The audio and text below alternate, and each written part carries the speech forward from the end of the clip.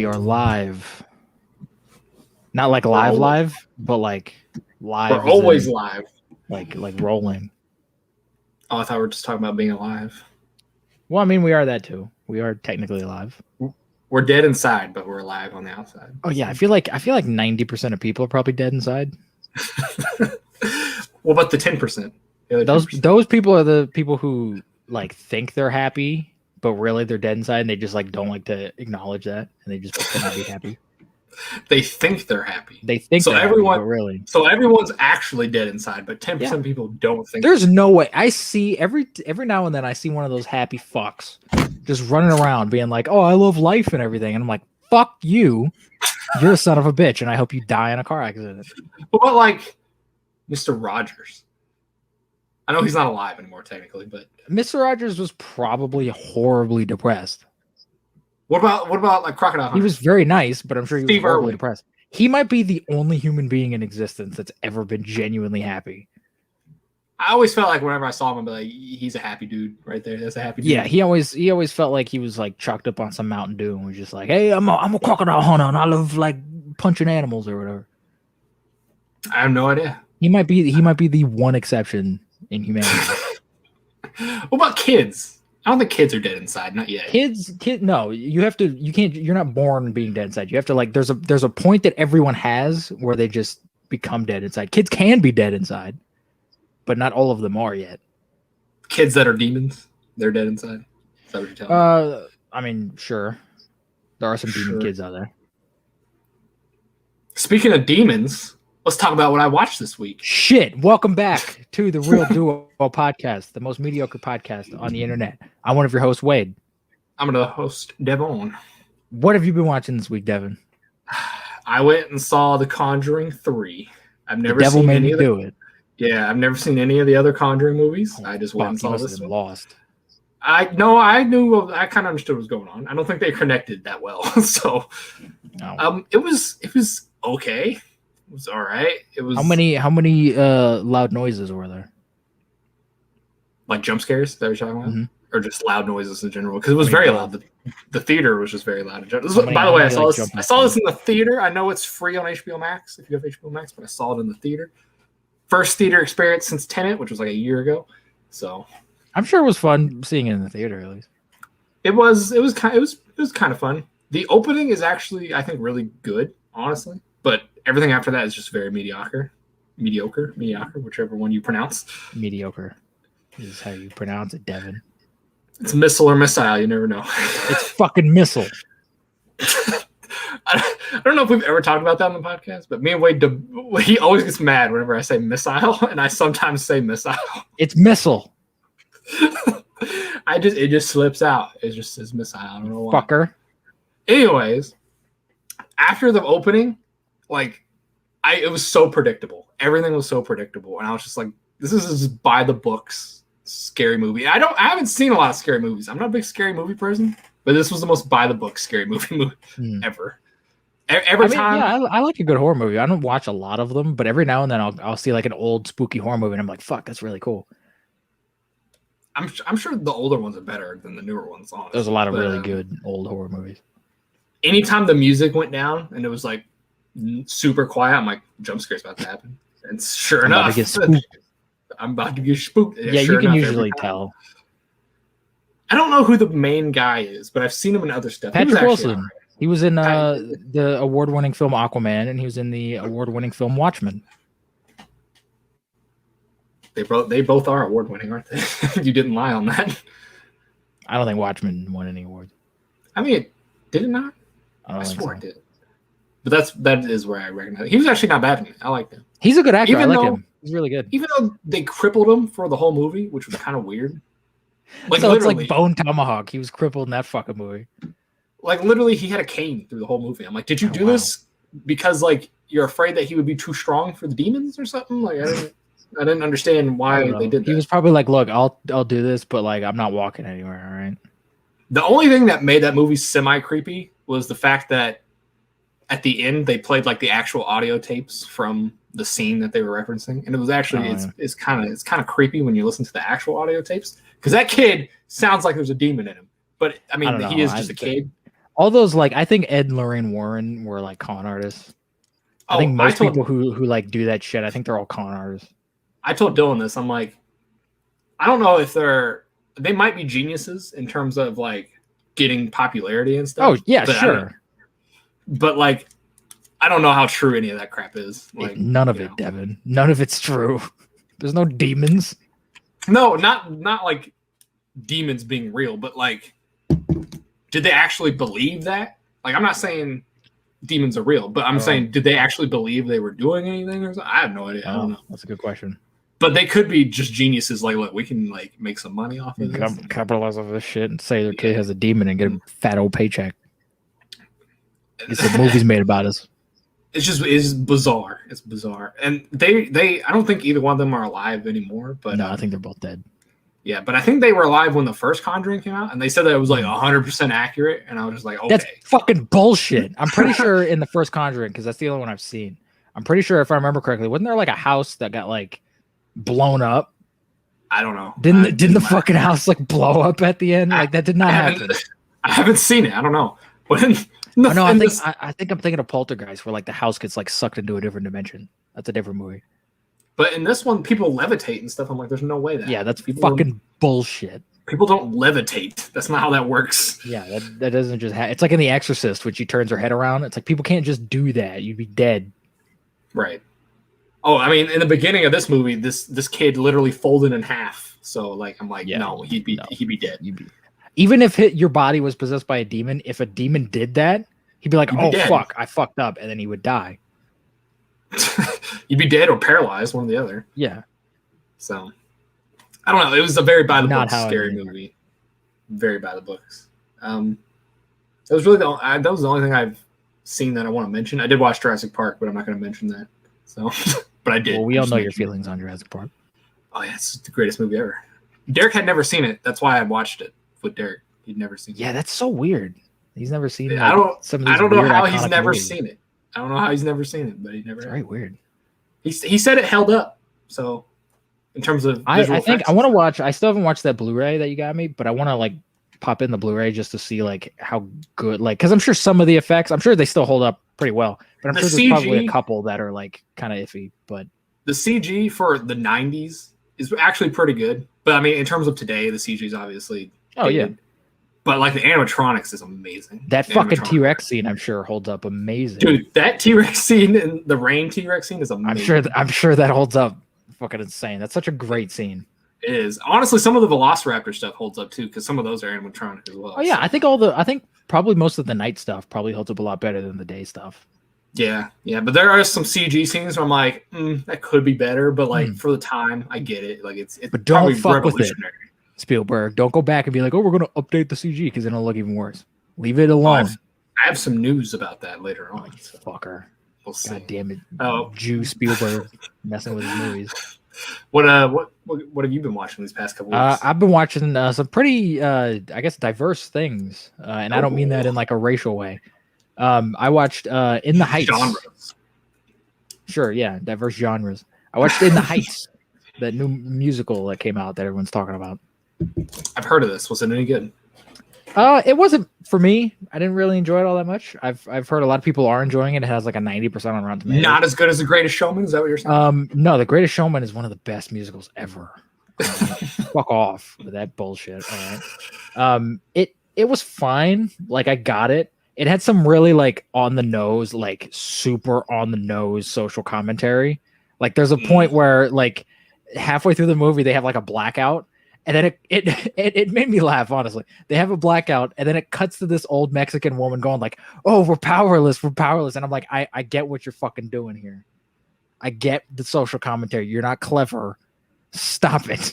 I swear, that crap is so cringy. It's so like I understand it's a movie about Latin people, and they're like representing, Latin culture and all that stuff. But fucking stop. Make an entertaining movie, all right? That's all that matters. I don't need every 15 seconds for them to bring up, oh, hey, we're Latin and we're brown and blah, blah, blah. I don't care. And apparently Latin people don't even give a shit because there's that whole controversy about the Latinx community is like, the Latin people in this movie aren't dark enough. So fuck it. Oh my god! Like that's a literal thing that people are saying, and I'm like, you people are morons. Who cares? Who Exactly. cares? Who gives a flying fuck? Like you said, it's just about making something entertaining. Making a musical is about. I don't like when they try to like have real shit in a musical, because musicals are meant to be kind of like fantasies. They're meant to be kind of like, you're not meant to really like apply logic to them, and you're kind of just supposed to like accept the cheesiness of them and just kind of go with it. It's weird when you then set a musical in the realm of reality, because that's kind of not what they're supposed to be. Well, I was gonna say most movies are to take you out of reality, anyways. Yeah, that's the whole point. Except for movies solely based on like social commentary and stuff like that. That's the only time I feel like it's accepted. Clearly is like it's trying to be like a social commentary thing, I guess. But like there was never really any like big like extravagant musical numbers. There was one that it was like the second to last or third to last like music bit in the movie that was actually like really good, and I was like, why wasn't there more of this in the movie? Like, this is an awesome fucking scene. Like, this is awesome. And it was like so like subtle and like beautifully done. But then there's nothing else really in the movie that was like that. And I was like, I need more of that. Like that kind of dream-like fantasy. Like, we're not really applying logic here, but that's fine. Like that's what I want from musicals. And I didn't get that from this movie.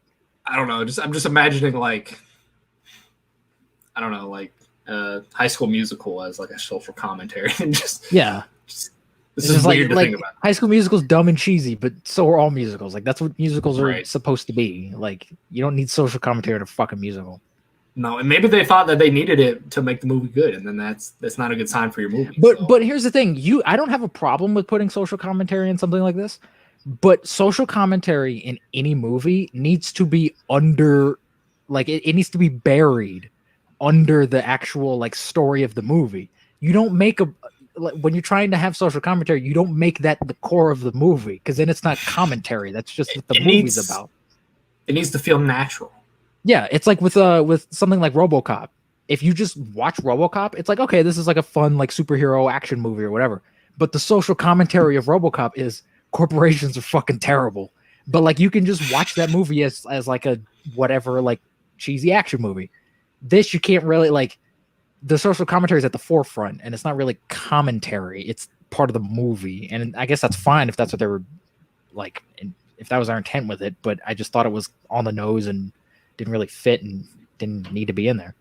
On the nose ones are so cringy to me. Like it just like hurts me. I'm like, it's kind of cringe. When it's obvious, like, it's just like, all right, I get what you're doing. Like in game with the whole female scene, like that was cringy to me. That is hilarious, because I saw that I saw in game twice in the theater, once with you and then once with my family, and my mom was sitting right next to me. The moment that scene happened, she looked at me in the theater, and I just kind of looked at her, and she was like, "Motherfucker!" Like, because she hates all that shit too. She hates that like, oh, women, blah blah blah, and she just looked over at me and was like, "Son of a bitch," and I was like, "Yeah, I mean." It's fair. It's like what 10 seconds or something of a 3-hour movie, but like it's cringe and it could have been cut easily. Yeah. So I hate it. I hate that. I hate that one scene in that movie. So bad. What else have you been watching? I watched a fucking great movie that I loved. Highlander. I finally watched the original Highlander. It's on Highlander. I think it's on Amazon Prime is where I watched it. This movie is fucking bananas. It's got such a bizarre premise, but when you watch the movie, you can totally tell that everyone involved with the movie was given their fucking A game, making this like there was no one that was like, oh, whatever. Like everyone in every aspect of the production was just like, we're making the greatest fucking thing ever, and we're gonna put our fucking all into this, because there's some great. Some of the sword fighting is a little like, but like there's some really great set pieces. There's some really cool miniatures and like practical stuff. There's some pretty solid cinematography. Sean Connery's in it, and he's actually really, really good in it. He's not like hamming it up. He's actually like pretty fucking solid in it. It is kind of a B movie. Like it has like a weird B movie premise, and it is kind of like a lower budget movie. But again, B movies can be really fun. Yeah, B movies are really good a lot of times. But like it takes everything, it takes the whole world seriously, and it treats it all as like this is the most important shit that's gonna happen, and like you need to care because this matters. It's not like winking at the audience ever, and I kind of like that. I kind of miss when movies like took themselves seriously, because now everything's kind of like winking at the audience all the time. I kind of like when movies are like, hey, this is take this seriously, the world's gonna end, even in like a cheesy fucking weird movie. But this movie was so much fun, and I enjoyed every minute of it. How old is this movie? It's from the 80s. Oh, it's not. I think it's like 83. I think. I mean, I guess that's super old nowadays. That's like 40 years old, but yeah, nowadays that's fucking ancient now. Nobody watches movies from the 80s anymore. Yeah, the 80s movie. Ew. And apparently there's like 5 sequels and a TV show that I've heard are like terrible, and I'm not gonna watch them. So it's like Tremors. Yeah, basically. God, cult following. And there's the reboot coming out with Henry Cavill and everything. So it's a whole big old franchise. Which I hope that movie does take it seriously. I hope they're not like, oh hey, this is kind of goofy, wink. Like I hope they take it just as serious, because that's kind of what makes that movie fun, is the fact that everyone's playing it straight and everyone's taking the situation at hand seriously. That's kind of the fun of the movie. I think you'll have to see the cast before you can make that call. Yeah. Because I know Henry Cavill's going to play it straight, which is good. But I don't know who else they're going to... If they get, like, some other people, they could be like, oh, like Mark Wahlberg. Fuck you. Fuck you, Mark Wahlberg. Man, he used to be such a good actor. I'm a swordsman. Whoa. He used to actually have, like, good acting. Mark Wahlberg is a great actor, and that's why I fucking hate him, is because he just stopped. Exactly, that's what I'm saying. He used to be a really good actor. Stopped giving a shit just out of nowhere. You were in fucking Boogie Nights, bro. He was great. Now you're in Boogie Nights. Transformers, and that's it. Oh, I don't know. There's a new movie with him coming out, and he gained a lot of weight for it. And I think he's like, I don't give a shit. So he might come back into the limelight. Cool. He was okay in The Fighter, but that movie was just kind of whatever.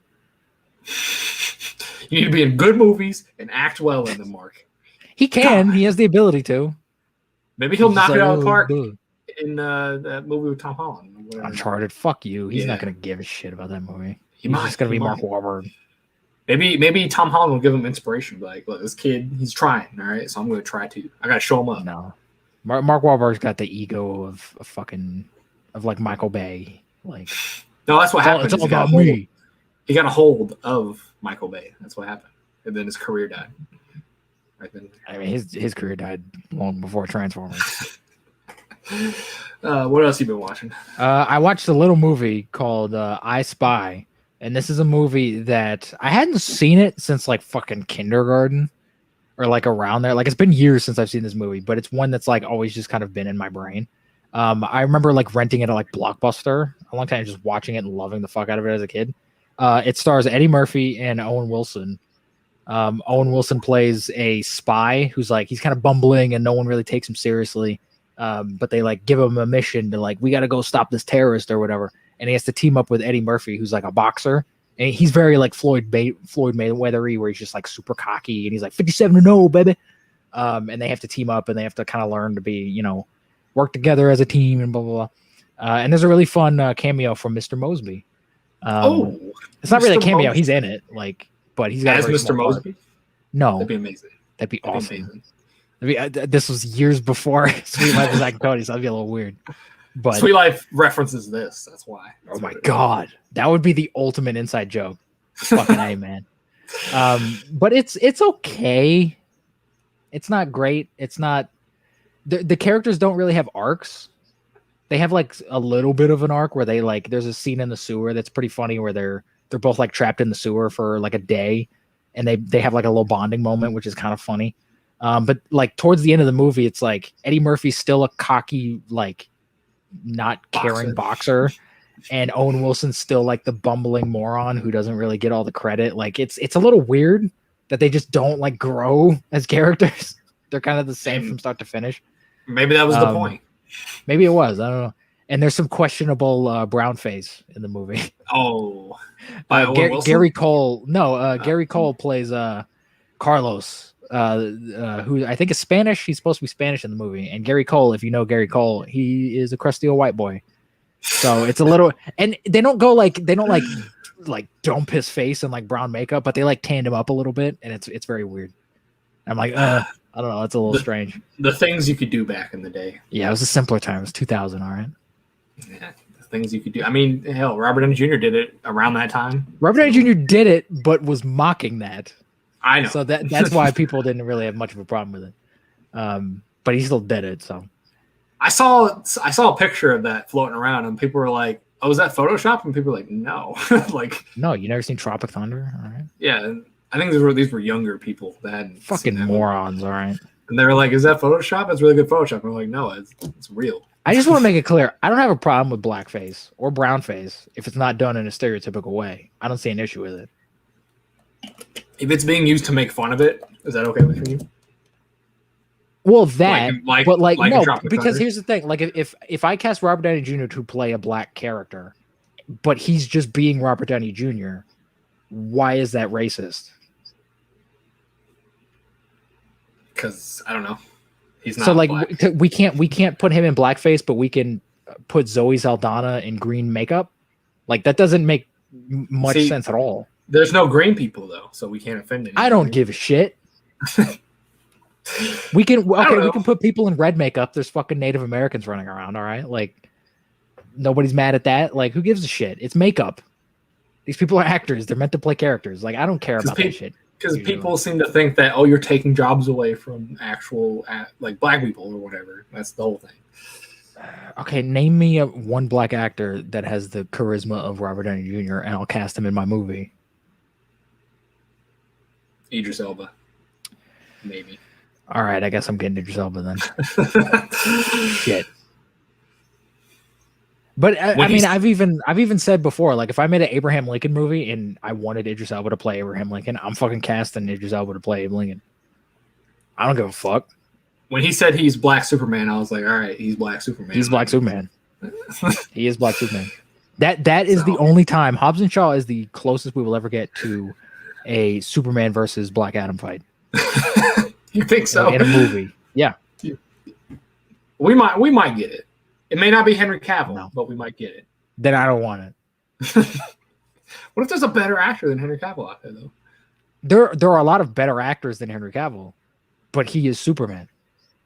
But what if there's a better Superman out there? I don't give a shit. I want Henry Cavill Superman punching the Rock in the face, all right?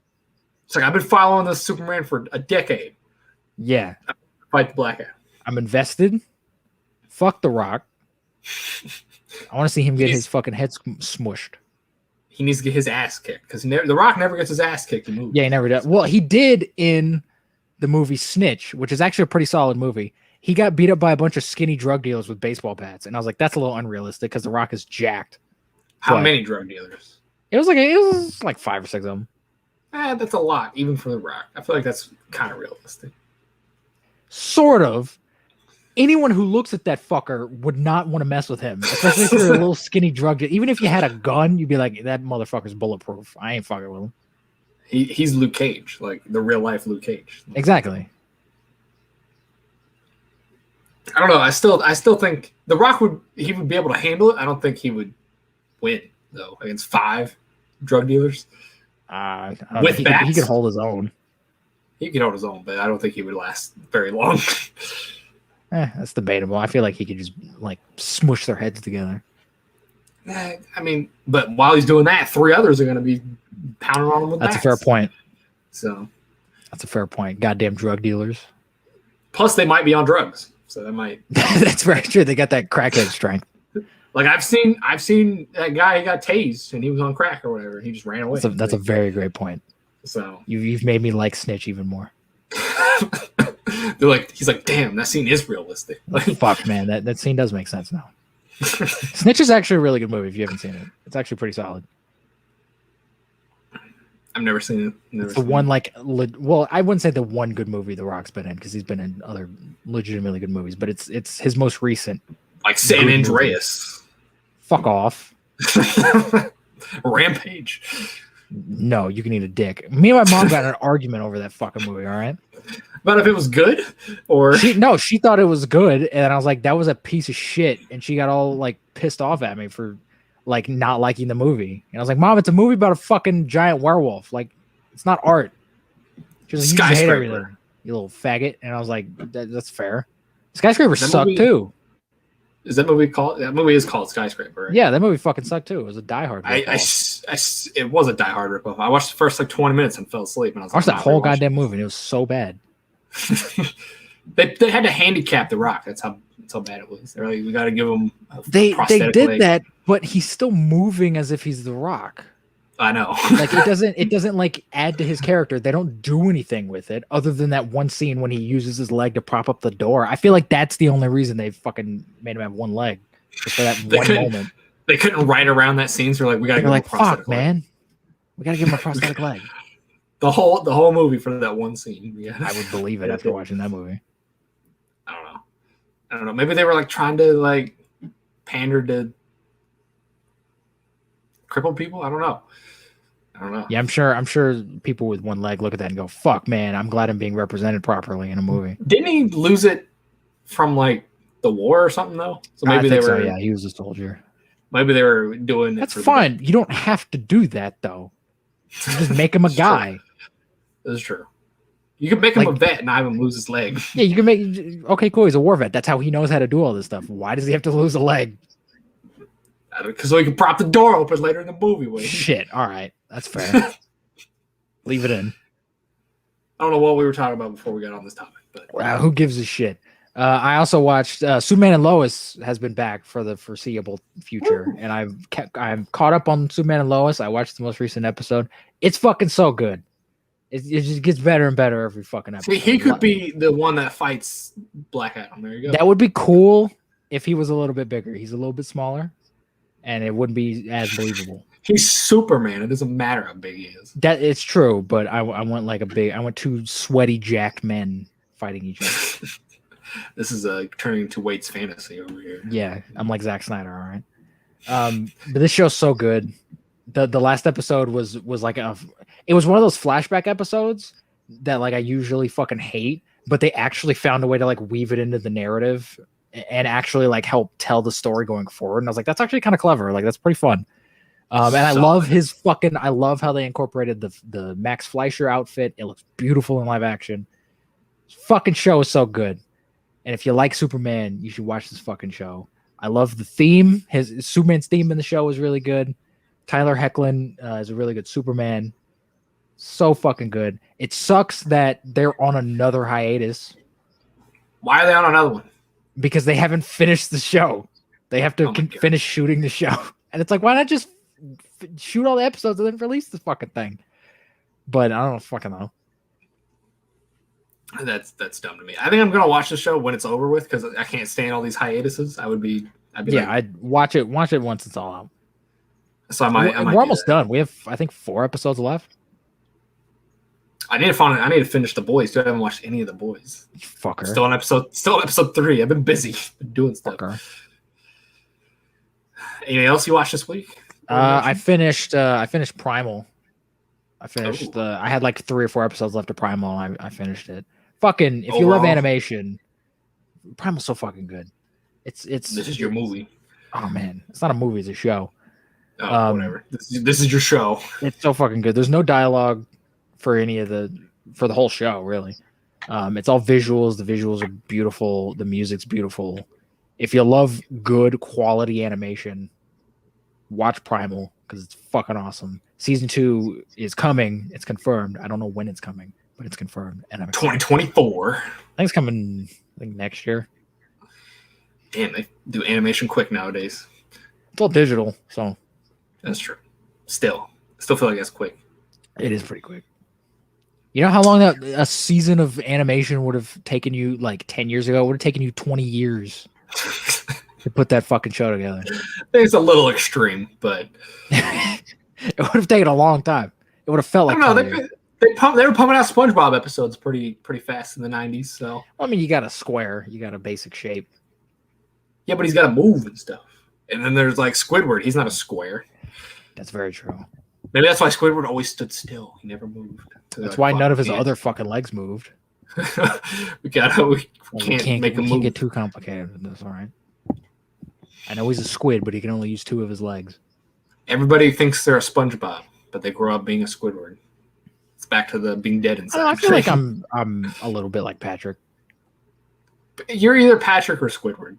Nobody's SpongeBob. I'd say a little bit of both. I would not want to be SpongeBob. Maybe everybody's a mixture of every character in that show. I mean, except for like Larry the Lobster.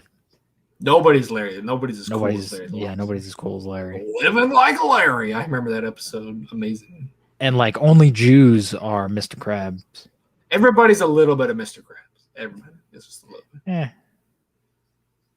I don't think anybody runs around yelling money, money, money. Money, money, money. Well, Jews do. I don't know. I'm probably not really like Mr. Krabs at all. I think everybody's got that sense of Mr. Krabs, you know? Maybe when I get older, I'll probably be like Mr. Krabs. I'll be a grumpy old man. Speaking of Mr. Krabs, he was in Highlander. Mr. Krabs? The actor. Oh, the voice. Clancy Brown. That's awesome. That's amazing. I don't think I've ever seen him in anything besides SpongeBob. You've seen him. He's the main asshole guard in Shawshank. Oh, is he? Yeah, and he was in the episode of Mandalorian where it was like the hallway episode with like the prisoners or whatever. The first one that Bill Burr showed up on. He was the big devil guy. Oh, the horns. That was Clancy Brown. He was also in Daredevil. He was Frank Castle's like lieutenant or whatever. He's been in a bunch of shit. I guess because his voice doesn't sound like Mr. Krabs. So yeah, I don't put it. Yeah, that makes sense now though. He's been in so much fucking shit. I have seen him in things. Is that everything you watched though? That's everything I can remember.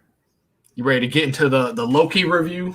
MC review. MC review. We got 2 episodes, 2 and 3. Dose and Trace.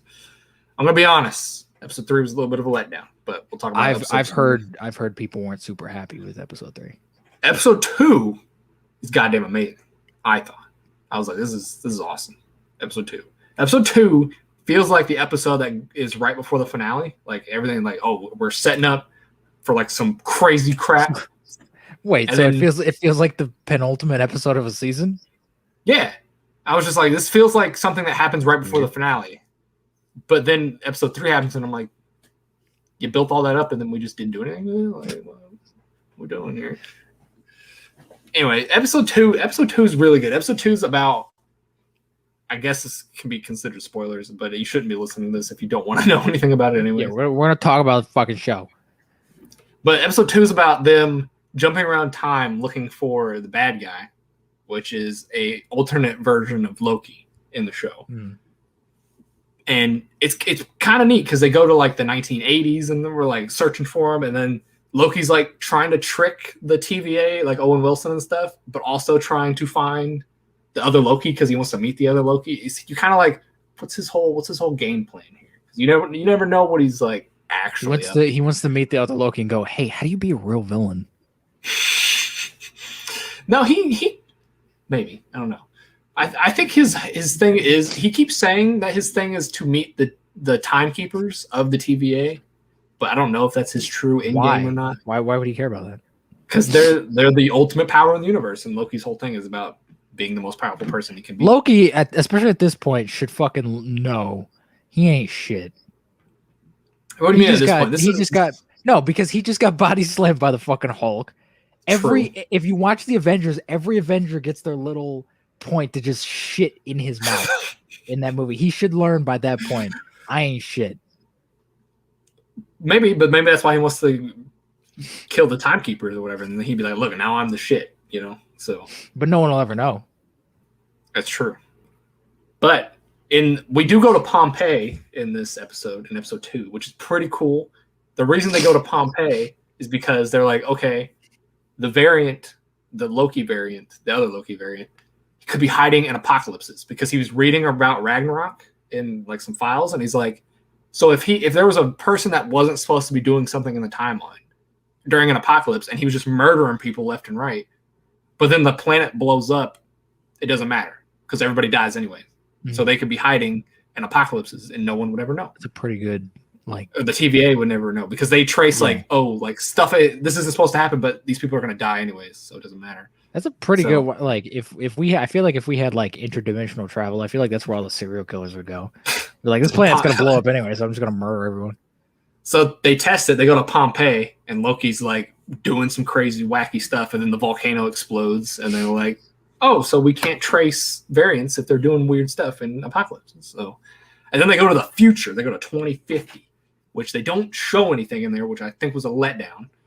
I'm sure that was intentional because they don't want to like, oh, this is what happened. Well, here's an adult Spider-Man, and then like that doesn't get paid off in the future. But they don't like even show like a futuristic-looking city or anything. They literally show a supermarket. That's the only thing they show. Is it a futuristic supermarket? They got like hologram signs. That's the only That's thing. pretty fucking cool. But like this store is about to be ripped apart by a hurricane, and everyone that's about to die, and that's the apocalypse that's happening in this scenario. And they find Lady Loki in there, maybe Lady Loki. I'm not 100% sure if this is Lady Loki or not. She's dressed up as Loki, but I don't know. I'll explain that more in episode 3 because episode 3 kind of goes into. She's swindling the swindler. Swindling the swindler. But why is Loki called the swindle man? They have a lot of names for him in this show. Like Owen Wilson calls him a scared little boy a lot. I don't know That's why. That's not a name. That's just him. That's not like a nickname. He kind of gets mad about it too. He's like, "Why do you keep calling me that?" I would be too. You fucker. Quit calling me I forgot to mention this too. Earlier in this episode, Owen Wilson has a magazine of jet skis on his desk, and Loki's like, "Why do you have a magazine of jet skis? Like, who cares?" He's like, "Look, the perfect era is the 90s when they built the jet ski because the jet ski is the most amazing thing ever built." And I think that's a hint towards his past life that he doesn't know about. I think that's what that is.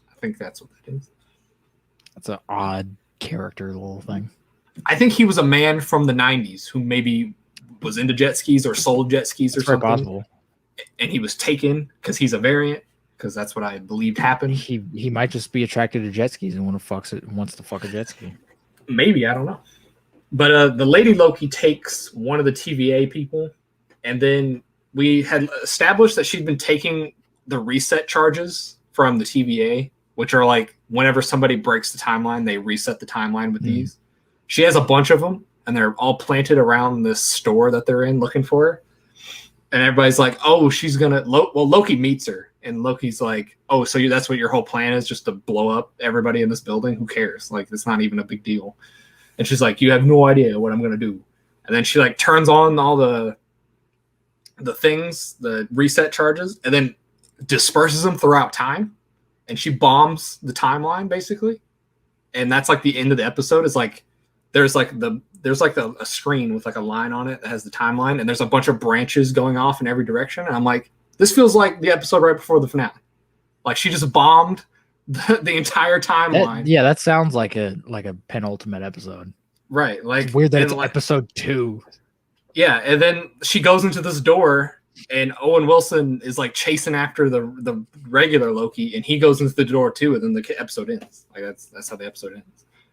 I'm like, dang. That sounds like that's a cliffhanger for like, because right before season finale, what's gonna happen? Whoa! It's like, oh, the multiverse and the timeline, they're breaking, and then the finale's next or whatever. But no, it's episode 2. Episode 3 though, I was like, okay, we're gonna get into like some weird multiverse stuff. The multiverse war is about to happen or something. Like something crazy is about to happen. But no, they just get stuck on this planet and they just talk to each other through the whole episode, which is not bad dialogue.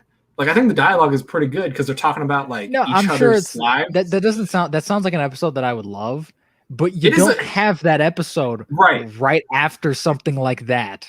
That's what you got everybody hyped up, and then you did this, and people are gonna be disappointed. Like I like because they're talking about like Odin and their moms and how different they are and their different ways they grew up. They never talk about Thor though, which I think is kind of disappointing. That's the only person I wanted them to talk about. I don't think Loki would ever talk about Thor. Ever. But they never mentioned like what is Lady Loki's Thor like? Is it even like is he dead? I mean, if she's an alternate version of Loki, I don't think she would give a fuck about Thor just as much as Loki wouldn't give about Thor. But here's the thing. She keeps saying that she enchants people, and everybody's like, maybe she's not Lady Loki. Maybe she's the Enchantress. But It's possible. Pretending to be Loki? Because every time Loki mentions her as Loki, she gets like offended by it. He's like, oh, you're Loki. And she's like, no, I'm not Loki. Don't call me that. Or whatever. She's like, call me Sylvie or something. Like that's her name in the show is Sylvie. I mean, she could be Loki. She just has a different name. Like she's still him, but like it's very possible. But a lot of people are thinking that she might be the Enchantress. What's the Enchantress's name? Is it Sylvie? In one version, yes, it is Sylvie. But fuck, we solved it. But like, I don't know. I don't know if she might be a mix of Lady Loki and the Enchantress. I feel like this is going to be another Agnes thing where people go, "Oh, it's probably that character," and then it ends up being that character. It might be. I don't know. So that's what it sounds like. It could be either or. I don't know. But during this whole time, they're on this planet that's about to crash into another planet, and this is the apocalypse that they're stuck in. Like I think this whole thing's about apocalypses, and that's how they can hide from the TVA or whatever. But yeah, the whole episode is them just discussing their backstories and stuff. And I heard Loki like says he's like bisexual or something in it. Yeah, I mean, she asked, she was like, "Oh, do you have like a Mrs. or a Mister waiting for you when you get back or whatever?" And he's like, "I have a little bit of both," and that was the whole thing. That was it. Who is Loki fucking? I don't know, but in the comics and in like mythology, he has like a snake as a kid and a 8-legged horse. Like, who cares? Like, I'm sure he has sex with a lot of different things. I'm sure Loki fucks a lot of weird like aliens. And That's shit. What I'm saying. I don't care that he's bisexual. I care about who is he fucking. I don't know. Why is it? Why was this never established in anything? There's a weird like thing that like he might want to do Lady Loki. Like, it's kind of weird. I mean, if I had a alternate version of myself that was a woman and she was pretty hot, I'd probably want to fuck her. Like it's and people are like, and if it turns out to not actually be her, then it won't be weird because then it's actually not him. Yeah, I guess. I don't know. But yeah, there's not a lot happens in episode 3, except we do get the bombshell that everyone in the TVA is a variant. Like, it is confirmed. Everyone their mind has been wiped, and they are people they are people that have disrupted the timeline, and then they got their mind wiped, and they work for the timekeepers. But they don't know it. The TVA people don't know it. But Lady Loki knows it because she can pierce into their brain and see their past memories that they don't know. So we do get that. That's the only like major thing that happens in this episode. Who was Owen Wilson's name always Mobius? We don't know. Owen Wilson isn't even in this episode. That's how. Man. But literally the episode is them like, all right, we got to get off this planet before it blows up. And there's only one ship left. And then at the end, the ship blows up. And they're like, oh, we can't leave. And then the episode ends. I'm like, okay. Like, so we're right back where we started. We're stranded on this planet. And then we're still stranded on this planet. So, like, I'm sure the next episode will start. And then it'll just be like, oh, the TVA found us. And then we can leave. And blah, blah, blah. That's what some people are saying. Like, watch Owen Wilson will save them or something. Like, probably. I don't know. Tom Hiddleston says episode 4 and 5 are like nuts. So I'm excited to see where it goes, what happens in it. But episode 1 and 2 are great, I think. And then if you're one of those people that likes to listen to like pretty decent dialogue, episode 3 it's fun to listen to, but it's not like the best of the 3 so far. So far, episode I like 2, interesting dialogue. So far, episode 2 is the best, I would say. But we're halfway done. 3 more episodes left. We'll see how it goes. So, do you have any sort of interest in watching it, or are you still just kind of like? From everything I've heard anyone say, I just don't like. It's just not for me. Like WandaVision appealed to me before I had even like seen any like footage of it, just because like the concept was cool. Where it was like, oh, they're gonna do like a weird sitcom thing, and they're gonna go, from different decades and stuff. That's a cool like structure to tell that type of story. And Falcon and Winter Soldier was the same way, where it's like, oh, a buddy cop show with like Sam and Bucky, and like it's about Sam like becoming Captain America and what that means, and modern society and everything. Like, that's an interesting story. Loki's just it's Loki fucking around in multiverses. Like, I just don't. It's not. That doesn't sound interesting. No, it just doesn't. It's just like, all right, because that's not a story. There's not a story there. It's that seems like a short. Where it's just, hey, here's Loki just doing weird things in different universes. Like, that's not really like a story. I don't know. I think this. I don't know. I mean, I think you have a valid point, but I do think it's still interesting. And I'm not saying like you can't enjoy it. If you enjoy it, I hear people are loving the show so far. But just for me, it's like I need some kind of like story. Like, what is this about? Like, I need to kind of know a little bit, but like to get even a little bit intrigued. Like, it doesn't seem like there's much of a plot other than I'm sure once the show ends, there will be like a clear like, oh, this is what it's about. But as of right now, it's like it just doesn't sound like there's really much going on. I don't know. I'm hoping when it goes nuts, it goes nuts. So I like. You want to get nuts? Let's get nuts. I like nuts. That could be interpreted in a lot of different ways. Nobody clipped that. No one. I bet Loki likes nuts too.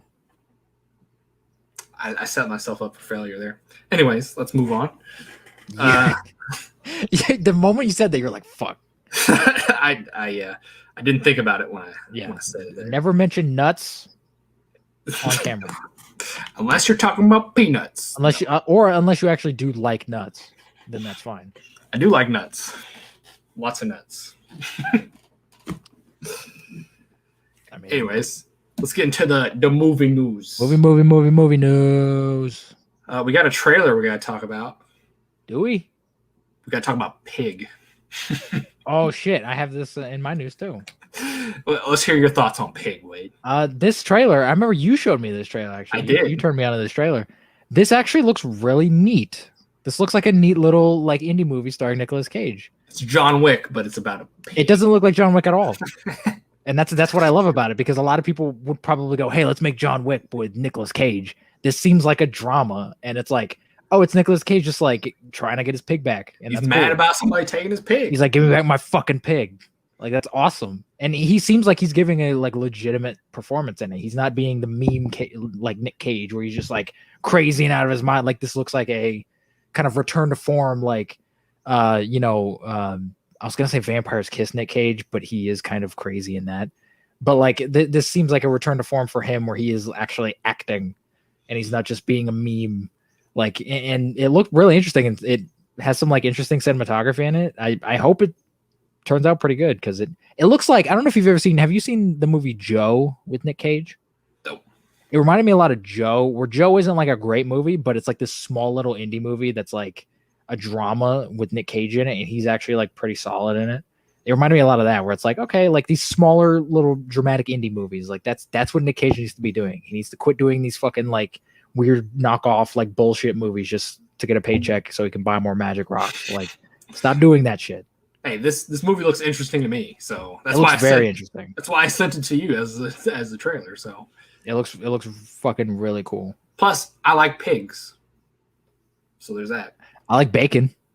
I like bacon too. I also like pigs. And ham. Ham's pretty good. Dude, ham is fucking off the chain. Now every vegan's gonna be like, ew, this podcast I don't give a shit. Vegans are terrible, all right? Well, we can't just throw vegans. I've never met a vegan who wasn't up their own ass. It's fair. That's a fair statement right there. So eat whatever you want. I don't care. Also, there was also a teaser for the new Jurassic World, but I didn't send it to you because it was. Yeah, I heard about this. Is it like an actual trailer? Or? No, it's 15 seconds. It's not even a trailer. Literally, they just show some dinosaurs just being dinosaurs. Just like pooping and shit. They didn't show any pooping, but there might have been some. I'm sure a couple of those dinosaurs are probably shitting their fucking brains out. But there was two like T-Rexes getting ready to fight each other at the end of it, and I'm like, all right, neat. Okay. What is this movie about? It's about Jurassic World. But what does that mean? Like, the world is Jurassic now. Why is Sam Neill in it? They're all in it. I know. Why are they in it? Because it's the end game of the Jurassic Park franchise. They all come back and punch dinosaurs. Is this going to end with like the humans dying off and like it's just dinosaurs are taking over the world? That's weird, because at the end of the first movie, there was only maybe like 50 dinosaurs that got out. Are they all just like fucking and just creating more dinosaurs to the point where like the world's just inhabited with dinosaurs now? Like, I don't know. I think there's supposed to be a time jump in this, but I don't. Of course there is. Get a bazooka and shoot a T-Rex in the face. Problem solved. Right. No more dinosaurs. Like they're not why rabbits. is it so difficult? They're not rabbits. They don't multiply super fast. Like it takes time for them to grow up and stuff. This has been like 30 years. Also, it's just weird to think, like, when I go back and watch Jurassic Park, I'm not like, this movie's going to end, like, this franchise is going to end with dinosaurs taking over the world. Like, no, that's not what I think. That's not what Jurassic Park was about. That's not what it needed to be about. And that's not what it was fucking about. Because Jurassic Park feels very grounded, honestly. Like, it feels like it could be real. Like, this could be it's kind of this, like, about what RoboCop is about, where it's just like, greed is terrible and people will do terrible things with it, and do not open this park because it's a terrible fucking idea. I mean, that's the whole theme of the movie, is like man's trying to be God, and that's not right. Like, that's like, don't do that because you will fuck it up. And then it goes into this weird thing of like, oh, now we're cloning humans, and like, okay, is that going to be a thing in the third movie, or is that just going to be disregarded? No. Like it's weird. It's weird. This kind of feels like the sequels to Star Wars. Like, it's like, did they have a plan with this, or are they just winging it every time? They didn't have a plan with this. I think they were like, hey, let's do a reboot. Let's do Jurassic World. Oh shit, Jurassic World made $1 billion. We're gonna make 8 more of these fucking movies. They did not have a plan for these fucking movies. Like I said, all I want is this movie to be decent. I don't need it to be great. I don't need it to be good. I want this movie to be like The Meg. The Meg? Like, just say fuck it and just go nuts and just this movie, stupid, dumb fun, and I'll be fine with it. Will these movies ever feel connected to Jurassic Park to you? Or no. is this like an alternate reality type thing? They never will. Jurassic, the last 2 haven't. What about Jurassic Park 2 and 3? Do those feel connected at least? Jurassic Park 2 does a little bit, because it does still have like a connect, like it feels like a companion piece. It's not good, but it feels like it. You know, if you watch both of them back to back, like they feel like they exist in the same universe. 3 is like a little bit more over the top and stupid. I mean, yeah, there's a dinosaur that says Alan in it, so well, that's a dream. It doesn't matter. Shouldn't be in the. Like 1 and 2, like have some like they bring back those kids for a second and they talk about like, oh, Hammond's dead and like what's gonna happen now, and like blah, blah, like it actually kind of feels like a proper like sequel in a way. The other ones don't, but like Hammond's not dead in the second one. He's not dead. Well, don't the kids are? He's in the second one. Yeah, he tells Remember, he tells Jeff Goldblum, he's like, "Look, your girlfriend is on the island, and I sent her there." He's like, "What the fuck?" Oh, that's right. Fuck him. I think is he dead in the? He's not in the third one, so I don't. He's not in the third one. He might be dead in that one. I don't know.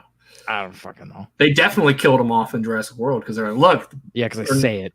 Yeah, they're like, he's dead, and then they're like, "Oh," give it to some brown man. And then in Jurassic World Fallen Kingdom, they're like, look, he had a best friend that's also in. He had a business partner who just never showed up over the last 30 years. Like, what the fuck is this? Like, what is happening? All right, whatever. And it's fucking James Cromwell, who, when I saw him in Jurassic World 2, I was like, fucking hell, how old is James Cromwell? He's always looked old, though. He was in fucking iRobot. That movie came out when I was like 9. He was like 85 when that came out. How the fuck old is James Cromwell? Isn't he in Green Mile? The Green Mile too? I think so. And he's old in that. So like, I don't know. He's old man. Who the fuck is this nigga, and why is he immortal? He's like Keanu Reeves. He doesn't age. I don't know. What are his secrets?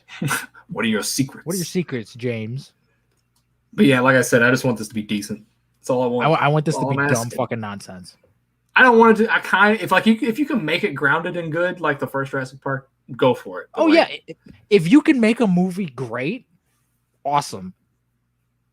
They're not going to do that. Do you think Colin Trevorrow has that kind of ability though to do that with Jurassic World 3? He has the ability. I'm not going to say he's got a great track record because he doesn't, but he made a movie called Safety Not Guaranteed that was pretty decent. It wasn't anything special, but it was decent. He has the ability to make a decent movie. But can he make it off the back of what, 5 sequels? He can. It's the same thing with Rise of Skywalker, where it's like, oh, well, you know, they were fucked by Last Jedi. It's like, no, you can craft a great movie around The Last Jedi still. Just because The Last Jedi was weird and didn't make any sense doesn't mean The Rise of Skywalker has to be weird and doesn't make any sense. You can craft a great movie around that. They just chose not to. He can. I don't know if he is. I mean, but you can. Wasn't Colin Trevorrow supposed to do The Rise of Skywalker? So he was, yeah. So maybe, I don't know. He left for creative differences. his script was better than what they fucking did. It wasn't great, but it was better than what they fucking had. I mean, majority of you could have wrote a script probably better than what they did. Dude, my Star Wars script would be fucking incredible. You know why? Because I wouldn't fucking make it.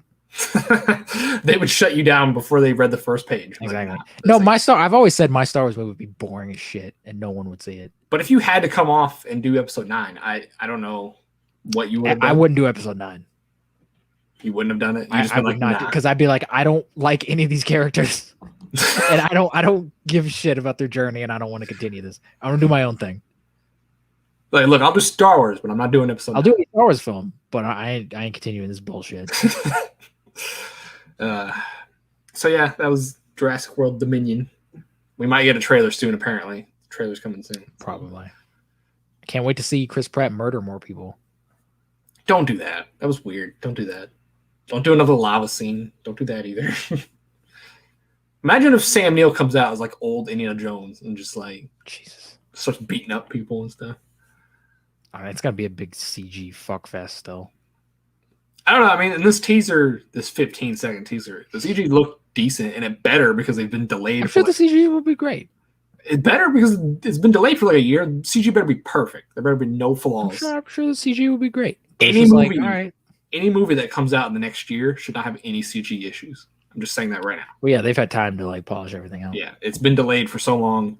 It should be pristine. No slacking. No slacking. Black Widow better not have any fucking bad CG. Better CG than was in that fucking first trailer, because there was some stuff in there that wasn't great. So it better be fucking pristine. Very flawless. Kevin. Kevin. I know you're sitting there in your own little private office doing all the effects and everything for this fucking movie, Kevin. But that's all the trailer stuff I got. If you want to get into actual movie news, unless you got a trailer. Yeah, we can. I don't have any other trailers. All right, you can start off then. Well, we do have a trailer thing, but that's later. This is an interesting movie that's coming out. Jerry Seinfeld is going to produce, star, and direct a Pop-Tart origin movie. I have this in my notes too. Yeah, it's going to be called Unfrosted. That's what it's going to be called. That's a great name. That's a good fucking A, man. I want to go see Unfrosted. Fuck, man. Like, is this like a legit thing? Like, I think it's going to be like have you ever seen The Founder with Michael Keaton? Yes, I have. It's a good movie. It's going to be kind of like that, about like the origins of Pop-Tarts. Okay. And like the bringing up the business. Like, it's not like we're going to be like Pop-Tarts like fucking around. It's like how Pop-Tarts like came to be. I mean, I hope it wasn't about people dressed up as Pop-Tarts. I want to see that too, because that sounds awesome. But I didn't know if it was going to be like based on the actual things of Pop-Tart, like the invention of Pop-Tarts, or... I mean, I'm sure it's going to be... Wait, is it about the invention of Pop-Tarts or the company? Like, is it like, you know, like there's Steve Jobs movies where he's like, oh, it's about inventing the Apple. I think it's about the founder of like whoever made Pop-Tarts. Mm. Which, I mean, if it's as good as the founder, like Founder was really good. This could be... I mean, I don't know. Is there like a lot of drama with the Pop-Tart industry? I have no fucking idea. They will create some drama around it.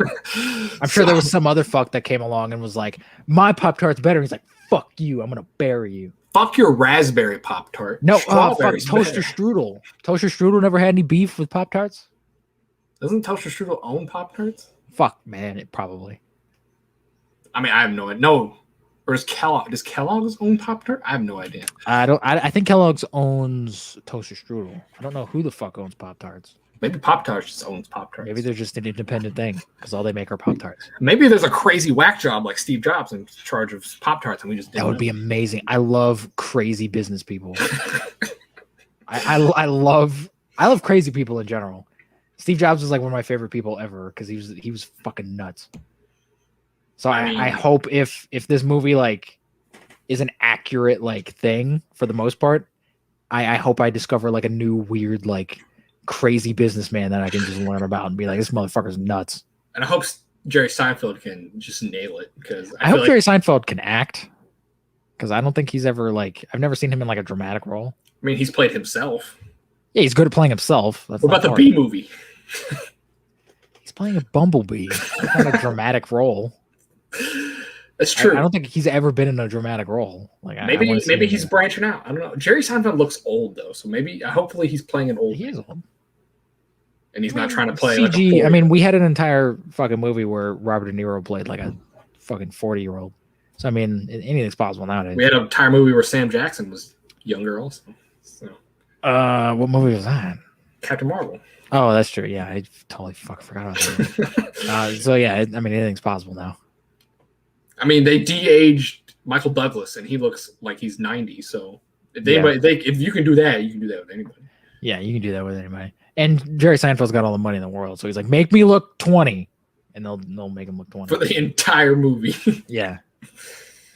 Maybe it's about his life, and like they go from when he's 20 to like now. I don't care about the Pop-Tart man's life. What if he's an asshole? I want one specific point in the Pop-Tarts like origin that was just like so interesting and weird, and I want to learn about that. It's called Unfrosted. That's an amazing title. It's so great. So it's so fucking good. I'm glad you saw this news. It should have been called Brown Sugar. That's a little dicey. That sounds like a porn, but that would have been awesome because everybody would be like, "Oh, that's a Pop-Tarts movie." Because the only Pop-Tarts that are good are Brown Sugar Pop-Tarts. They have Jolly Rancher Pop-Tarts now. That's fucking disgusting. I'm like, that's a bit much, but okay. No. Some things just don't go together. I put on my Snapchat today. I got an energy drink. I got a Coke and coffee energy drink. I saw that. And I tasted it. That is one of the worst things I've ever tasted in my life. Whoever thought that was a good idea needs to be shot and murdered. That is terrible. Those two things do not go together. What about Orange Coke and Coca-Cola? Because they did that too. I've never had that. That might work. They have that. And they also have vanilla Orange Coke and Coke. I like vanilla Coke. I've never had vanilla orange Coke. So that sounds fucking cool. But like mixing two sodas together is fine because it's two sodas. But like, hey, let's take bananas and put them in Coke. But like, ice cream and Coca-Cola. I mean, that's just a float. That sounds amazing. They don't seem like they would go together, but they do. They don't. But yeah, it's pure sugar. Anyways, back to the news. Got on tangent about Jerry Seinfeld. Yeah. I got some Power Rangers news. Oh shit! What is this? It's just that the reboot is coming next year officially. Reboot 2022. This release date. I just wanted to mention cast or anything. No, I just wanted to mention it because I know you were pissed off that they're rebooting it anyways. So I just they're rebooting a movie that they already rebooted, and they're expecting this one to do well when the last one didn't. Oh wait, that was 5 years ago. It's already time for another reboot. You don't get it. But why not just make a sequel to the movie that didn't do very well? Because it didn't do very well. And they think this one is? Maybe they're going to make it dark and gritty. No one's going to like that. Because when I watch Power Rangers, I'm like, I need some. I would love that because I think that could work if you do it right. But that's not. No one cares about Power Rangers anymore. Power Rangers was like a 90s thing. There's no kids go out, find like poll 100 kids. And ask them, hey, you like Power Rangers? They'd be like, what the fuck is a Power Ranger? Maybe one kid. There's going to be one weird nerd kid that's like, oh, I kind of know what Power Rangers is. But that's it. It's like with Star Wars. Kids do not give a flying fuck about Star Wars anymore. I don't think that's true. I think people care about Star Wars. Some kids probably do. It's not. More than Power Rangers. More than Power Rangers, yeah. But like kids aren't like, they're into like Marvel stuff now. Like that's the new hot thing. Power Rangers hasn't been relevant in like 20 years. If Saban, for some fucking weird reason, has this weird like mindset of like, oh, we're gonna make the last movie didn't do very well, so we're just gonna make another one and that'll do well. The fuck is wrong with you? Maybe they're switching up the formula, man. I don't know. But why not just because you already have an established universe with the last one? Why not just expand on that, improve on the flaws of that movie, and make a better movie? Because Wade, reboots make money. It doesn't make any fucking sense. Reboots of bad movies make money. No, they don't. And that wasn't a bad movie. Everyone who saw that movie said, hey, it's actually pretty good. But no one saw it, so that's the issue. Fuck, man. Write a letter to whoever owns it. It's not going to matter. They're already fucking making this movie. Like, look, you can make your movie. Let me make the sequel. Let me make the sequel to this movie, and I'll make have two Power Rangers movies going at once. I will make the best Power Rangers movie. That won't confuse people at all. I don't give a shit. I'll make an awesome movie. What if you came out and it was like the worst movie ever made? If mine came out? Yeah, yours came out. I was like, this is the worst Power Rangers movie ever. I mean, at least they'll be remembered for something. I made the worst film ever made. It's like I made a movie worse than The Room. Yeah. Fucking hey, I'm the new Tommy Wiseau, bitch. Give me money. I'm a genius. You just don't know it.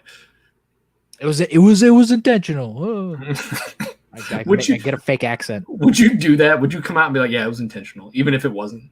No, I'm not that fucking up my own ass to be like. I'd be like, I tried to make a good movie. I guess it didn't work, but I tried. Sorry. I'm glad people like it for being bad though. I'm glad people are like entertained by it and they're buying it and they're giving me money. That's cool. I hate hearing people like shit on it, but whatever. I made a shit movie. That's gonna happen. I tried my damnedest. Okay, I put my heart and soul into this, and it wasn't good enough. Not cut out for the. I wouldn't be bitter about it. I wouldn't be like, you fuckers don't get it. I'd be like, hey, you enjoy it, whatever. This is high art. It's Power Rangers. All right? This is art. I just imagine like Taxi Driver as like that's your influence for fucking Power Rangers. It's like someone like I'm in an interview and they're like, so what inspiration, like what inspired you to make, this type of Power Rangers? I'd be like, Taxi Driver. Taxi Driver. Like, what? The Irishman. Those type of movies. Those type of gangster flicks in the 70s. The Godfather, basically. Like, what? It's like what this is Power Rangers, right? This is Power Rangers. Oh yeah, I'm a huge Power Rangers fan. That's why I was inspired by. That's why I didn't want to make a Power Rangers movie. So I wanted to make Taxi Driver with Power Rangers. And that's what I did. That would honestly be kind of interesting if you did a character study like with the Power Rangers. That'd be kind of interesting.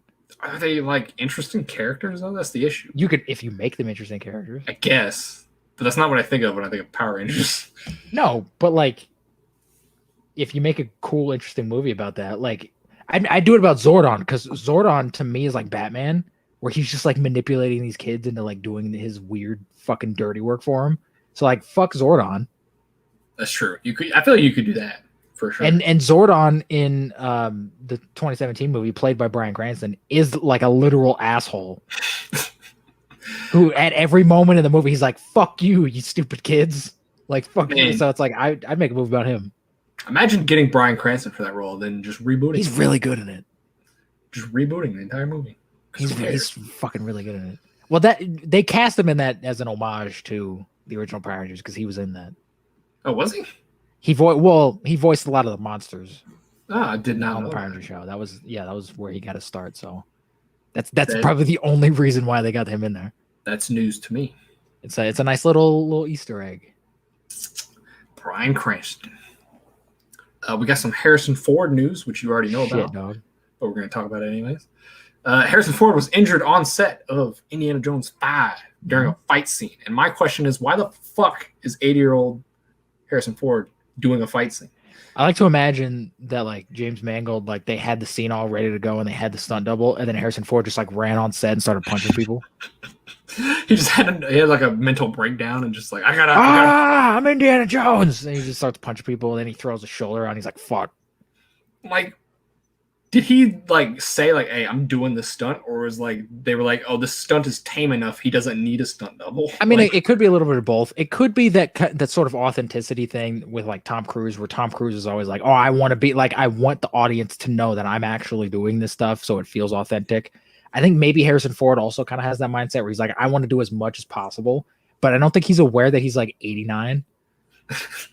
Yeah, it's like, I can do these things. It's like, you can't. Not anymore. And you're also 80. It's not very believable having an 80-year-old man throw a punch at a 20-year-old man and expecting it to go well. Yeah, it's very strange. So I'm wondering, people have said like, oh, this is going to be either the reason they call back to Raiders and they just shoot the guy in the scene instead of having him fight him. Like that's going to be, I don't know. I mean, they could possibly do that. I don't want that. I don't want this movie to just be full of references to other Indiana Jones movies because that's not what Indiana Jones is.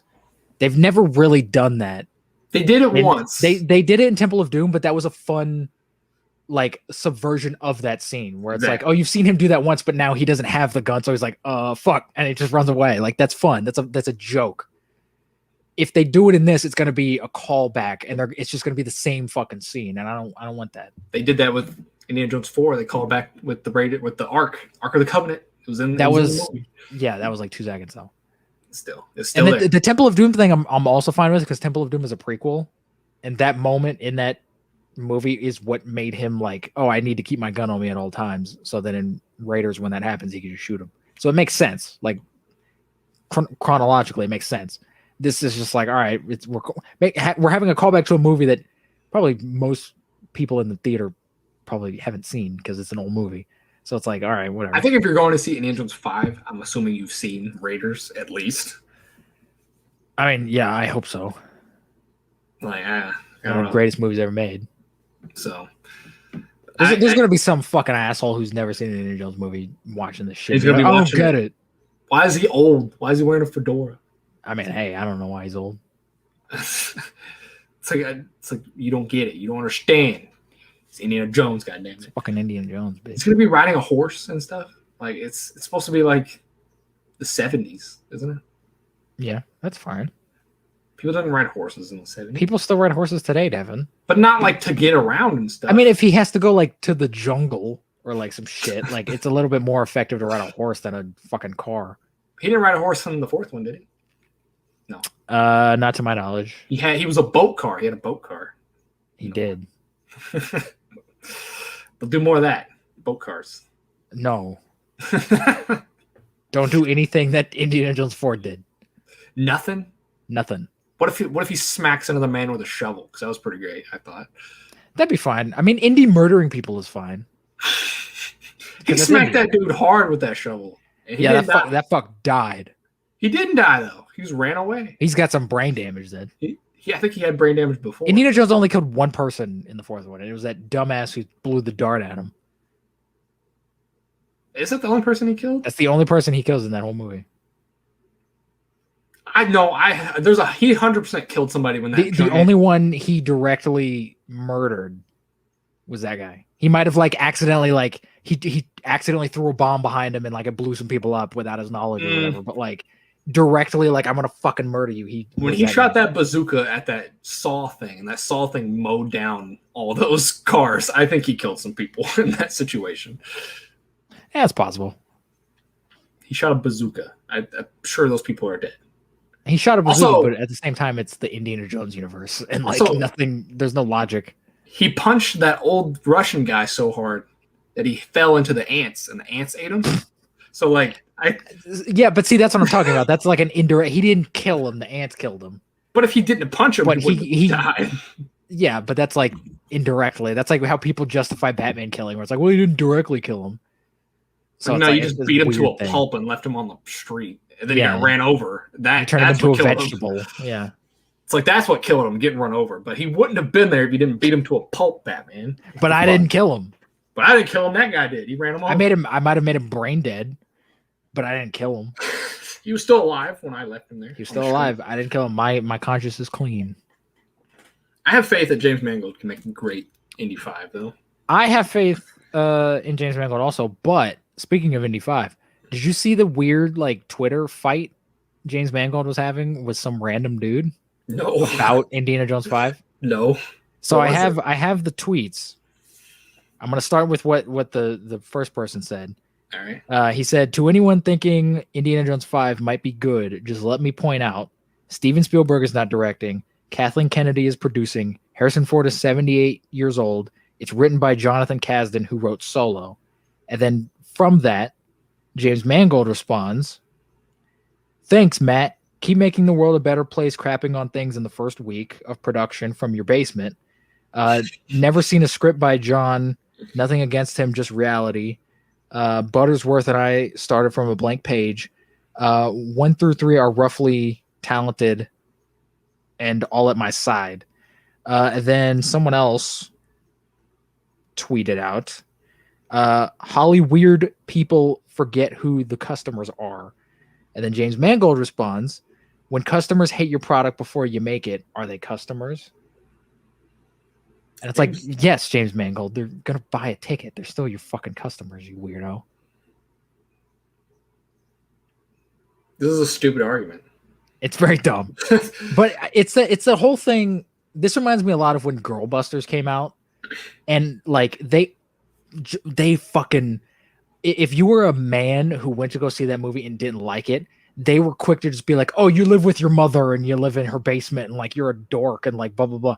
And it's just like, not everyone who's critical about fucking Indiana Jones or any of these movies are like mouth breathing nerds who live in their parents' basement. Like, I don't understand why that's like always a go-to to just like make fun of people, because that's not the case. Like, and it's weird that James Mangold is like getting all defensive about this thing. Like, were you aware that like Twitter is like an awful place and that people weren't gonna like shit on your movie beforehand, James? Like, yeah, the majority of people on Twitter. Have you never used the internet before? But like, he does have a valid point in saying that like it's not fair to judge this in the first week. It's not, if you're judging the movie, it's not fair because the movie's not out. But we can still make judgments and opinions on the stuff that we know about the movie. Yeah, that's so fair. Which is what that guy was doing. He was, Steven Spielberg wasn't directing, Kathleen Kennedy's producing. It's written by the dude who wrote Solo. And based on all of that, he was making an assumption. I think Spielberg not directing though is a little bit of a good thing. I think that's a good thing. That's a very good thing. So it kind of hurts his case there, in my opinion. Yeah. Is it written by the guy who wrote Solo? I didn't know that. Apparently, yeah, Jonathan Kasdan. But they redid that movie twice, so like, is that actually his final script? Yeah, or I don't know. I don't know either. Plus, people have made bad movies and then they turn around and make good movies. You never know. But I mean, at the same time though, but it's like if that's like saying you can't criticize a trailer. It's like, well, you haven't seen the movie, you don't know. But like, if I see a trailer and the trailer sucks, I'm gonna go, that's a shitty trailer. They're both fair criticisms. So it's like James Mangold needs to shut up. I don't know why James Mangold is getting into petty arguments on Twitter. I don't know. Does he have nothing better to do than probably not to do that? He's sitting on millions of dollars just tweeting in his fucking mansion. He's bored. Anyways, if he's getting this defensive, maybe it's not going to be good. Maybe I don't know. Maybe in the back of his mind, he's like, you know what? Maybe this won't be good. Fuck, maybe it's not fucking good. These fuckers. I don't know. Where's Short Round, goddammit? I don't know. They don't like Asian people. Then why put him in Temple of Doom, then? That was 40 years ago. It's very true.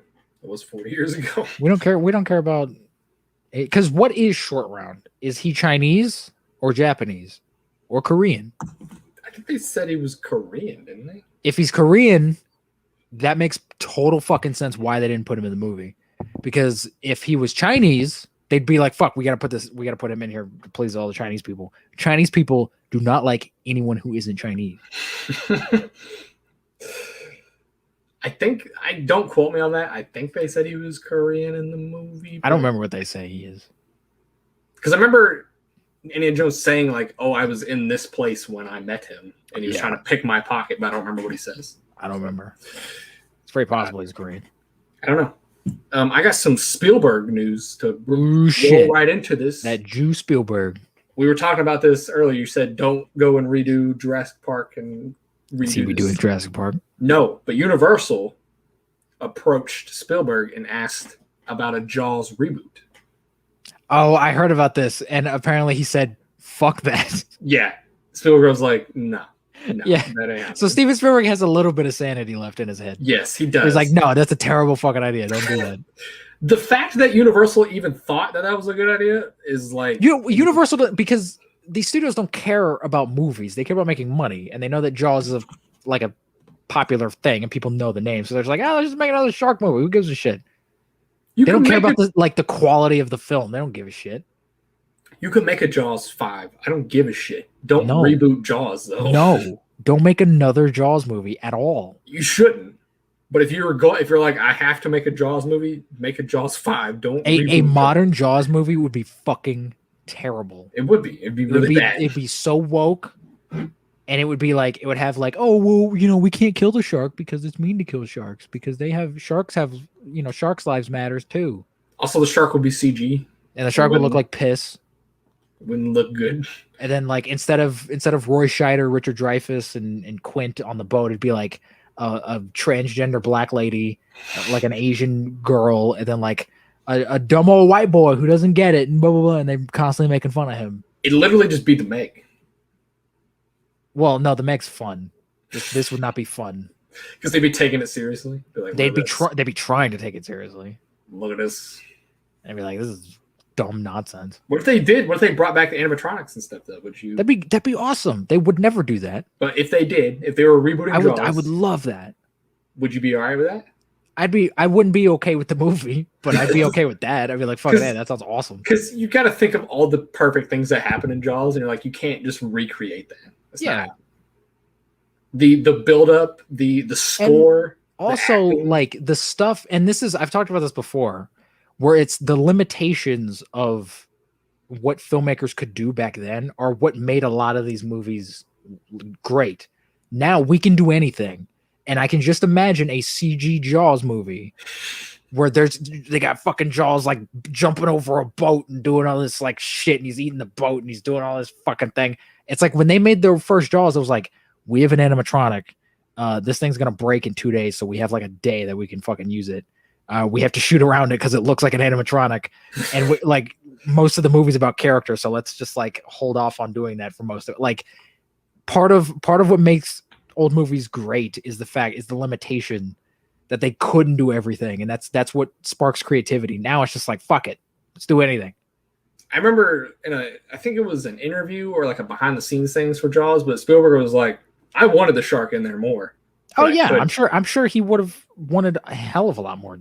That's why a lot of the camera shots are from the shark's point of view, because he couldn't film. Yeah, like he was like, all right, well, so we'll do it from the shark's point of view, and you don't see the shark until later in the movie. It's the same thing where people always say that like, oh, movies suck now. It's like, well, movies would have sucked back in the 70s and 80s if they had CG and they could do all this stuff, but they couldn't. So they had to get creative and they had to get, whatever. And movies, and that creativity comes through the movies. Now that they have all this stuff, they're all lazy assholes who are just like, oh, we'll do it in computers and we'll do all this weird shit. And it's like, do you think animatronics will ever like come back, like, truly come back? I don't think so. I think the era of animatronics are kind of done. You never know. We could build robots that make animatronics like that. I mean, we might have like some movies here or there that still kind of like do that, but I know actors like when they do like in Pan's Labyrinth, like Doug Jones had to wear like this big like fucking animatronic thing on his head that had like gears and shit in it. That we'll never have that again because actors, I'm sure, don't want to have that fucking thing on their face. You don't think actors like to act off of real things though, more than?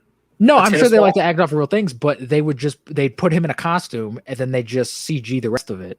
Like he'd still be there, but they put the little fucking dots on him and they put the little bald cap on him and then they'd like CG the rest of it. That's what they do now.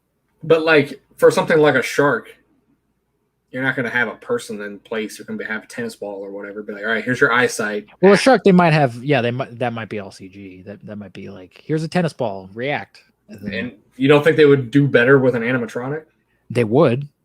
So, but it looks better. You get better performances. Why not do it? But from a studio perspective, it's expensive. I get it. It's more expensive than just, hey, kid in After Effects, make me a digital shark. I get it, but like, if you want your movie to be memorable, I think that's what you got to do. Yeah, but they don't care about that. They want money. Money. They want like, money. In terms of effects, Jurassic World looks great. Sure. But it doesn't look as good as Jurassic Park does. Here's the thing. It looks better than the first Jurassic Park simply only because it's newer, but it doesn't have the magic of Jurassic Park. That's and it's not blended as well as Jurassic Park, because Jurassic Park had a lot of CG in it, but they also mixed in practical stuff. And that fucking T-Rex scene, there are moments in there where you can't fucking tell the difference because they weave them in, like they work together. It's a merging of technologies and art forms coming together to craft a cool fucking scene. Now it's just CG, and that's it. Plus, they were smart. They did it in the dark and in the rain. They did it in the dark. Now it's like, hey, look at this dinosaur. Isn't this cool? And it's like, sure, but it looks better in the rain. Yeah, because when it's raining, it's like, okay, it's actually there. Stuff's interacting with it at all times and stuff like that. Yeah. Whereas when I see Chris Pratt petting a velociraptor. I'm like, that's not fair. Well, I think I know what scene you're talking about when they're all like in the cages or whatever. No, I was talking about the end of Jurassic World where he's like takes off the thing's collar or whatever. He's like, go fight the big. Yeah. Because apparently in the first Jurassic World, they did have some like practical things, but then they just CG'd over them. And I was like, why would you do that? Did the same thing in Fallen Kingdom. They had why the fuck would you do that? It's like, why make practical things if you're going to CG over them? Yeah, make them practical. Because also, there's something about practical effects where it's like, it's just subtle enough to where like it's believable, but it's not like, because CG, they'd have it like moving and like doing all this crazy shit. But like an animatronic, it's only going to move a specific way, but that looks a little bit more real. Like it looks a little bit more natural and subtle, and like that's good. You know, but in CG, they'd add all these different things, and he'd be moving his fucking head around, and he'd be breathing heavy, and all. It's like, no, we don't need all that. Plus, you know, like you said, you got to get creative. You can only film animatronics from a certain angle sometimes and stuff. Yeah, like that, so. Not to look like a dumb toy. So you got to get creative with it. Got to get creative. Remember when movies used to be creative? Movies are still creative. Some movies, not all. Indie movies are, because they don't have the budget. Because they don't have money. So they gotta go. Fuck. What do we do? Swiss Army Man, for example. There you go. Swiss Army Man is one of the most creative movies I've ever seen. There you go. And the movie was made for like $10. More than $10, but I'm sure it was maybe like 15. But I'll give him 20. 20 max. We can't go over 20. All right, well, fuck if we go over $20 and a phone charger. That's all I only have $20. I feel like the dummy of Daniel Radcliffe cost at least like $50 to make. I feel like that dummy cost way more than $50. That was a pretty good looking dummy. It was. Unless they just knew somebody from like art school or something that could do it. Well, see, cheap. that's how you get shit done. You got to know people. You got to know people. But look, this can be both of our big breaks, all right? You'd have an amazing looking dummy. I need you to make a dummy Daniel Radcliffe that could spit water out of its fucking head. And I need a Daniel Radcliffe boat. This needs to be rideable by a human being. What? For a certain amount of time. For at least like 2 hours. Jesus. Well, I mean, when you're shooting the scene, it's going to take time. It's going to take time, but like and you 2 hours. You don't want it to just like stop working 30 minutes in. Consecutively 2 hours? Like, that's a lot. You gotta get all the fucking angles and shit. Anyways, my last piece of movie news that I have is we got an official title for Transformers 7. Oh, yeah. This is on my list, too. It's called Transformers Rise of the Beasts. And it's apparently going to be about the Beast Wars comics or something in Transformers. Which apparently somebody said that like there's no humans in the Beast War stuff. So that doesn't matter because they'll find a way to shove in humans. Yeah, people are like, oh, is this going to be the first one without any humans in it? No fucking way. Probably not. No fucking way. They're not going to make an animated movie, all right? No fucking way. If they did, though, would you be like, all right, this is going to be... If they made an all-animated fucking Transformers movie, I'd be totally fine with that. The animated movie from the 90s, I think, from the 90s, that movie, from what I remember, was fucking rad. Make like a Spider-Verse-esque animated Transformers movie. What if they made it like The Lion King, where it's like it looks realistic, but there's... I'd be fine with that, too. We don't need fucking humans in this. I don't understand their fucking weird like obsession. We gotta have people. No, you don't. We gotta have Mark Wahlberg. we got to have Mark Wahlberg. This whole thing falls apart without Marky Mark. All right. Is it actually 7, or is it like Bumblebee, where it's like it's not really connected? Well, I mean, technically, it's the 7th Transformers movie. I don't know what canon it's gonna be in. I don't know if it's connected to Bumblebee. I don't know if it's connected to the Michael Bay ones. I think it's just gonna be kind of up in the air. I mean, Bumblebee is kind of connected to the Michael Bay ones, so kind of a little bit. I don't know. Which do you want it to be its own thing? Because I kind of want it to be its own thing. I would love for it to be its own thing. I'd be totally fine with it being its own thing because I'm not invested in the fucking like Transformers universe. Yeah, the Transformers universe anymore. And I don't know the lore or anything like that. So just make a movie. Like, just make a good movie.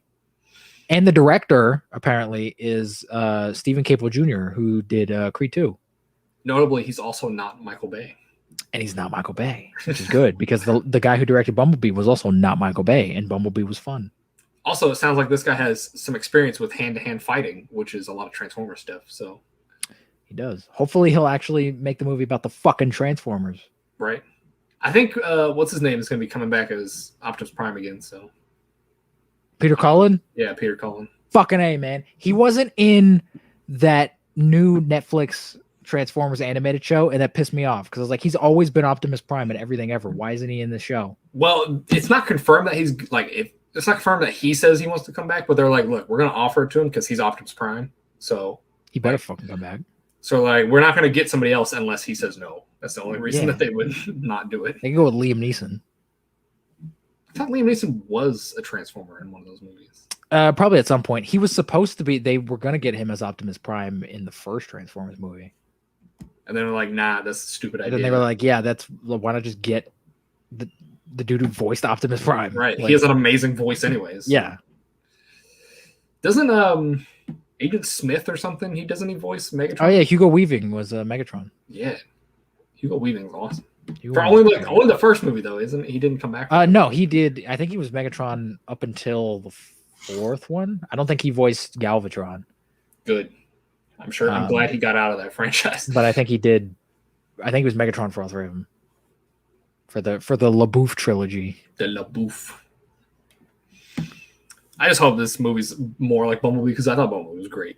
Bumblebee has problems, and I don't think it's like a amazing Transformers movie, but compared to the other ones, it's really fun. Compared to the other ones, it's a masterpiece. That's what I'm saying. But like it was fun, and I enjoyed it.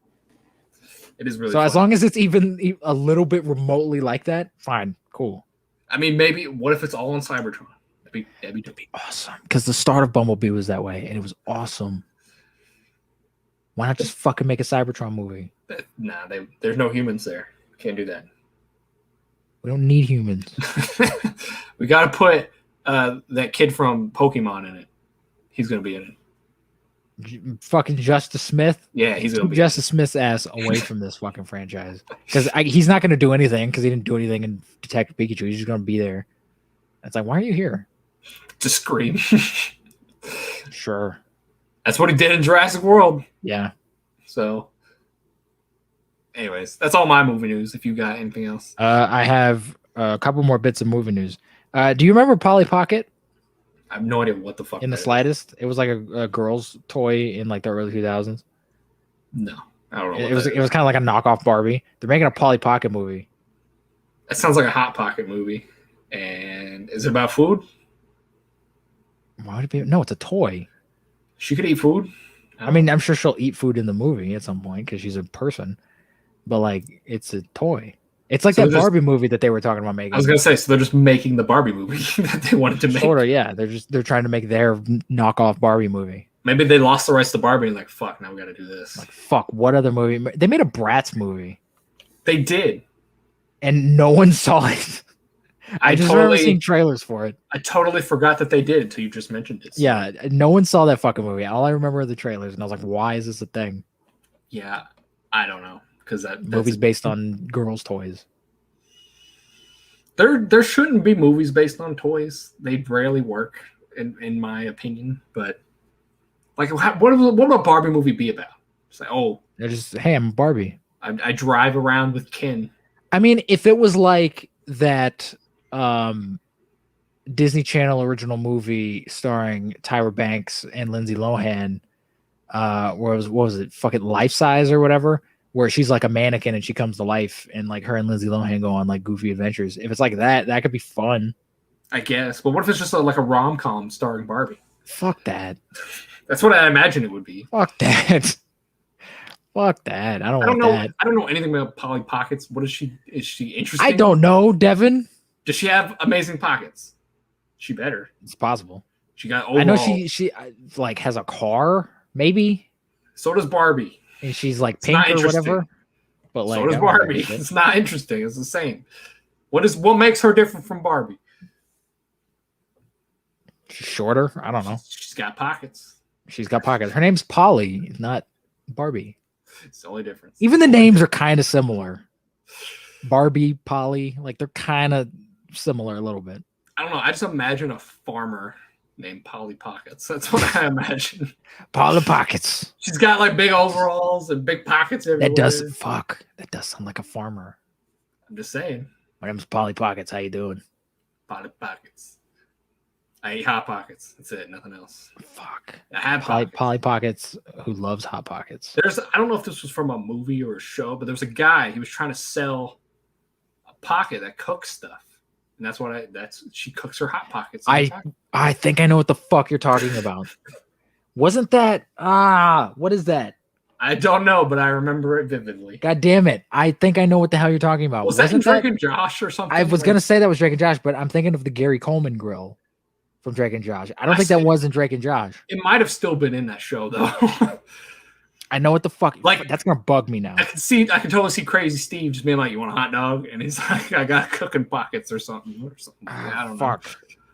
I'm gonna Google this now because it's gonna bug me. Cooking pockets. Show with cooking pocket. I don't know if anything's gonna come from that. I doubt it. It's very vague. Damn it. It's gonna bug you all day. Yeah, nothing came up. All day. Yeah, because I know what you're talking about. Because I've seen that like image. Give Polly Pockets that ability. She's got pockets that cooks things. Is that her like superpower? That's her gimmick. It's not really a superpower. I can cook food in my pants. I got this frozen hot dog. Here, let me cook it. How many people do you know that can cook food in their pants? No one. Exactly. That's a superpower. It's not like an ability she has. That's just what it is an ability. How is that any different than Iron Man? True, but I don't think she saves people's lives with that. She's saving people from hunger, Devin. She goes to Africa and she's like, "Look at this. Look at this shit. None of you have this shit. How is it powered? Solar power. On her back. She got a big fucking solar backpack. I got a big battery just on my back. And it's loud as fuck. Batteries aren't loud, Wade. This one would be because it's a giant solar thing. If she has like a generator on her back. You gotta have a generator for some shit.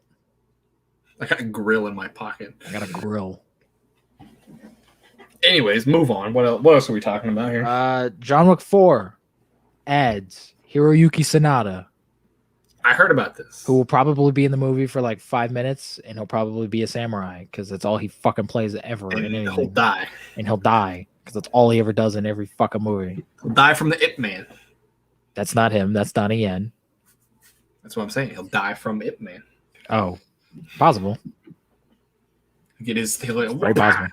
Karate chopped in the throat. Like, I appreciate that Zack Snyder cast him in something and he wasn't a samurai, but he was also only in that movie for like 5 minutes. So it's like he was in that shitty he was in Life.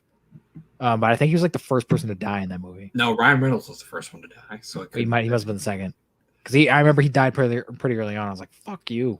That movie is so bad. We didn't do a review on Life. That's what we need. No, I don't ever want to watch that movie again. That movie was bad. The Venom prequel or whatever. The Venom prequel. It had a cartoon sound effect when it hit the door or whatever. It did. I'm like, is this a real movie right now? Like, really? Is that what we're doing? Not really. Apparently, Sony did like use a lot of they used some stock footage and stuff from another movie in that movie. So like I'm sure they made that. All the marketing had Ryan Reynolds in it. Like, look, he's in this movie, and he's not in the movie. Like, yeah, he's in the first act, and then that's it. He's barely even the first act. Like they get right down to it. Like, look, here's the goo, kills people, he's dead. Here's the goo. Well, because at that point, Deadpool just happened, and he was like a big star again. So they're like, "Fuck, we need to put Ryan Reynolds in all the marketing material." He's big now. He's big again. He's big. He's a big star. What else you got?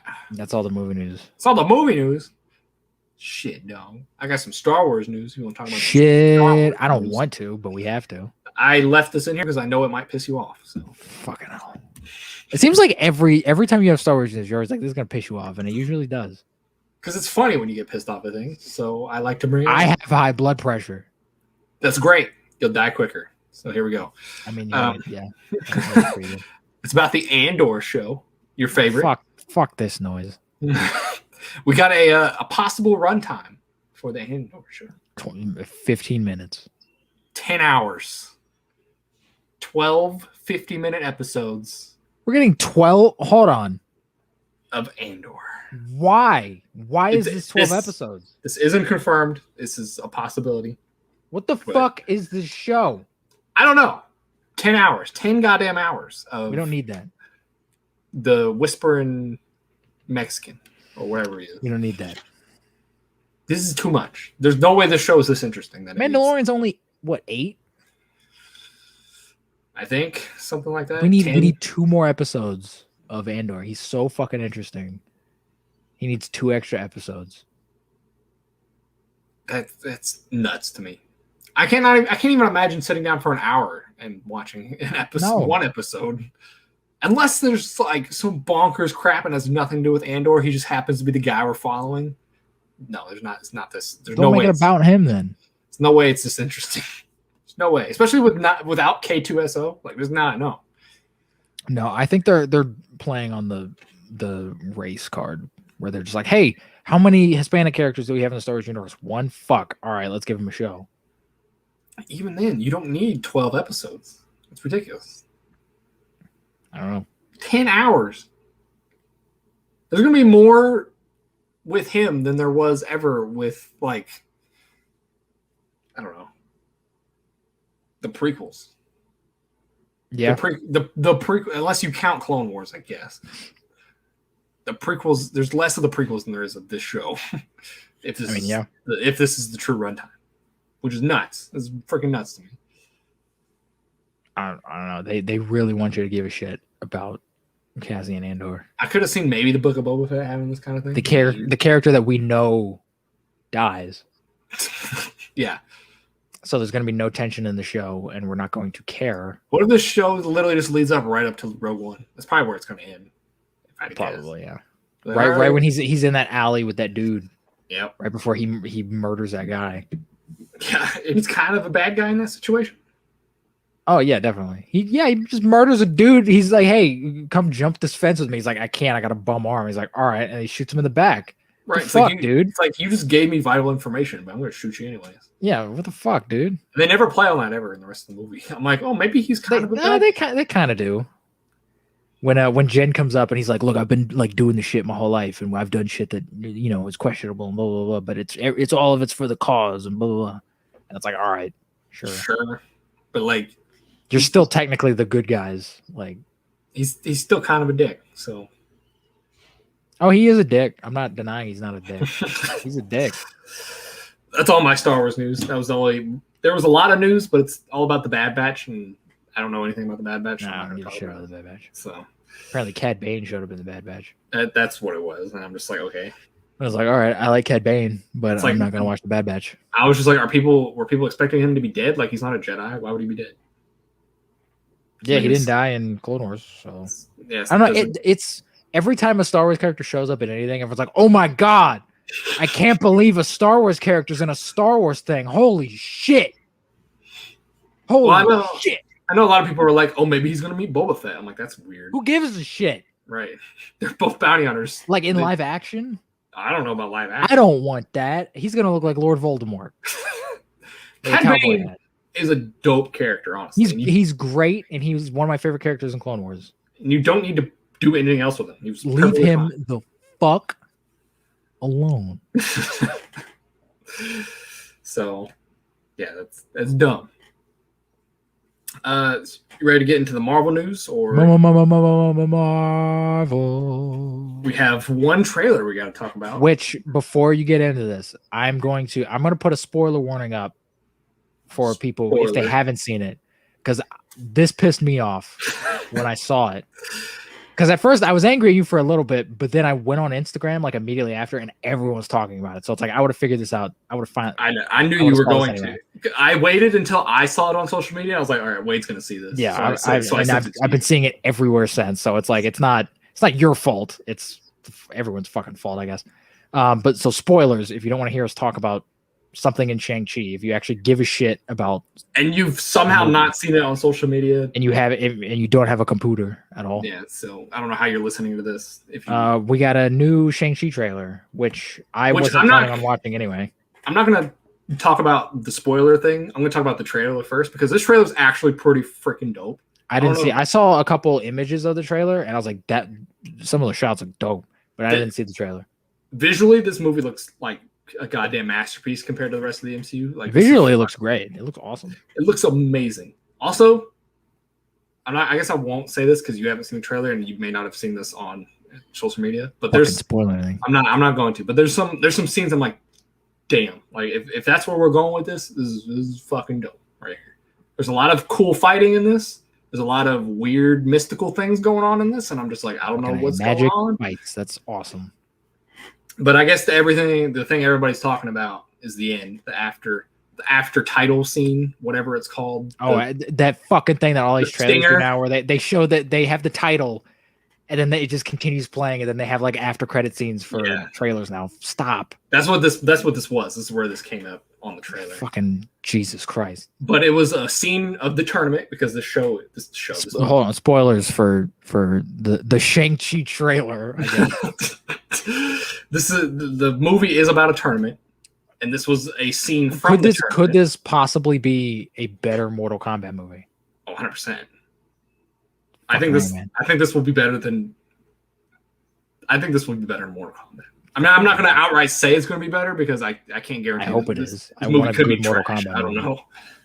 I'm just hoping the action scenes in this are like, that's all I care about. I want awesome fucking fight scenes.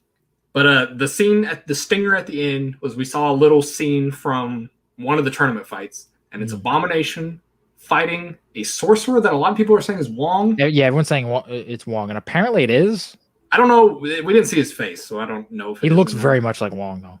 But he's definitely a sorcerer. He was using like sorcerer magic, so it could be Wong. I don't know. I don't know why Wong is in this underground fighting thing. Yeah, I don't know why he would be here, but it's cool that they brought Abomination back. But I have some questions. It's cool that they brought Abomination back. Would have been fucking even cooler if we saw this in the movie. It would be cool. And Whose decision was this to put this in the trailer? I don't know. Probably Kevin Feige. I'm sure he has something Kevin. To say with this. But I'm hoping that there's like a ton of like random cameos, and this is like one of the lesser ones. And then even if there's a bunch of like, even if Iron Fist shows up and it's Finn Jones or whatever, or like we see Fing Fang Foom or whatever, that's fine. This would have made me shit if I just saw, whoa, Abomination's back. That would have been a fun thing to see in a theater without like, we know everything about every movie now. It would have been awesome to just go into a movie not knowing fucking Abomination was in it, and then oh shit, that's Abomination, and he actually looks like Abomination. He doesn't look like a big meat bag that he used to look like. He actually looks like Abomination now. Whoa, that's fun. Holy shit, like whoa, that would have been so much fun. And now I'm gonna go in knowing that he's gonna show up, and I'm gonna wait for that fucking scene and go, okay, cool, Abomination's there, and I'm not gonna be excited at all. I agree with you 100%, and I think the same thing can be applied with Ragnarok. Imagine not knowing Hulk was in that movie. Yeah, that would have been. I mean, we kind of, because there was news about Hulk being in that before, but like if you didn't know that, it would have blown your mind. You would have, holy shit, Hulk is in this. But they did that. I understand more why they did that than this, because with Thor, it was like Thor hasn't really had like the best movies, so we have to like have something to get people in, and putting Hulk in that trailer and be like, oh, they're gonna fight. Fuck, that's gonna get people. That's gonna get butts and seats. Abomination has shown up in one movie 10 years ago that not a lot of people saw, that people don't care about, and people don't even really consider it a part of the MCU.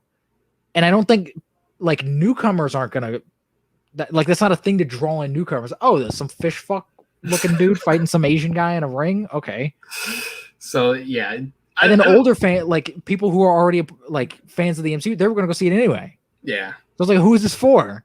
I don't know. You were 100% correct, and I'm not disagreeing with you at all. It is cool to see. I mean, it's very cool. It blew my mind in the moment. I would have loved to see this in the. It would have blown my mind in the theater, especially seeing Abomination look like Abomination, because he looks fucking cool. But like, why couldn't we see this in the fucking theater? I don't know. This is and we give a lot of Sony a lot of shit because Sony does this for the trailers. Marvel does not get a pass. No one's been shitting on Marvel for doing this. Marvel does not get a pass simply because you like their movies better. This is the same stupid shit Sony's been doing for years, and I'm sick of it. I'm sick of going into movies knowing everything about them. Some things just you don't need to show. I 100% agree. And this is one of those things. And Marvel has sometimes done really well with their trailers, and sometimes they do really bad. Homecoming, I know they didn't do Homecoming that. has That was more terrible trailers. but that was more Sony than anything. But if you compare that to Infinity War trailer didn't show much compared to what happened in the movie. And see, that's the fucking weird thing, because they purposefully went out of their way to put things in both the Infinity War and Endgame trailer that weren't in the movie, so that they wouldn't spoil anything in the movie. And the in-game trailers didn't show fucking dick. Yeah, no. they kept showing that one scene of them like walking to the thing, and they're like, "Oh, I know what I got to do, but I don't know how I'm gonna do it." Blah blah blah, and that was it. But so with this, it's like, oh, hey, we need to show this big cameo. Maybe this isn't. What if this isn't in the movie? What if it's one of those weird scenes that's not in it? Then why have it? Like it's Wong fighting not Abomination, but somebody else or something like that. I don't know. Well, if it's not Abomination, then why is it in the trailer? Why is it a big deal that it's in the trailer? Just a giant fish man fighting Wong? Cool. No, like it's like they're gonna CG over it, like it's the Hulk or something. Like it's somebody else. That's dumb. Like it's a misdirect. I don't know. What? But then don't put Abomination. Have that scene in the trailer. Don't have it be Abomination. I don't know. My big question is Tim Roth coming back for this, or is this going to be somebody else? Probably voice it. They'll give him $100 million to come in for a day and just be like, "Oh, I'm Abomination." And that's but like, he's kind of a bigger actor, I feel like now than he was. Not anymore. Tim Roth hasn't done shit. That's true, I guess. But again, he'll be in a recording booth for like a day. Like that's all he needs to. Yeah, he doesn't need to be on set for anything. Yeah, they don't need to. He can come in for 20 minutes. Also, how big of a role does Abomination have in this? Probably, I'm guessing not a big one. Probably not a lot, which pisses me off even more, because it's like now people are going. Now these fucking Marvel people are gonna like. I've already seen people come up with like theories on like how Abomination ties into the story, and like, oh, well, he's gonna be like this thing, and he's gonna be working with Mandarin and blah blah. And it's like, I feel like it's gonna be a Planet Hulk type situation where like Beta Ray Bill shows up, and you're like, oh, that's cool. It's Beta Ray Bill, but he's not important to the story. He's just there to fight. I hope he's not, and I don't think he is. And I think everyone needs to just stop like over exaggerating these fucking things, especially the Marvel fans, where it's just like, oh, it's Mephisto. Mephisto's in this thing, and they make this huge fucking thing, and they craft their own like weird little story, and then Mephisto doesn't show up, and they go, fuck that. It's like, well, you kind of did that. Yeah, a little bit. Like you built up your own hype. No one said Mephisto was going to be in this. Like no one has said Abomination is going to be anything more than a one-time cameo that fans will get and be like, oh shit, that's cool. That's Abomination. That's that's cool world building, but isn't important to the story. You made a fucking whole like thing about that. Like that's kind of your fault for like doing that and being disappointed with that. But it's just like, fuck, man. I like. And everyone, most studios are to blame for this. This is why I tried to not watch trailers as much as possible. Like I rarely watch trailers for comic book movies. I usually only watch the first one. It's getting harder though with how many people just post stuff on social media. Like I remember when War for the Planet of the Apes came out, you got all pissy at me for like not watching any of those trailers. And I was like, I don't want to like know anything. I want to be as far removed from this movie as possible. And then I went in and I was like, I didn't know what to expect, and I loved it. But I'm sure if I watched the trailers, I'd be like, okay, that I kind of know what's going to happen. I don't remember those trailers anyways. So. Yeah, I haven't seen them. Also, but that's a smaller movie that not a lot of people cared about. Yeah, so there wasn't a whole lot to spoil it. If there's a DC or a Marvel trailer that comes out, people are going to be putting that everywhere. Yeah. So. But it's just like, fuck, man. Like, I don't understand. I agree with you that Marvel should know their lesson by now and be like, let's save some stuff for the movie and save some stuff for the trailer. But it's not even that. It's like, do they think that like they need to build a bigger audience for Shang-Chi? Marvel fans are already going to go see this movie. But like you said, it doesn't matter. Like I 100% agree with what you said, that it doesn't matter because like he's not a character that average moviegoers are going to know who that is. Yeah. And even if they do, that's not going to be the thing. That's not going to be the sell. Oh shit.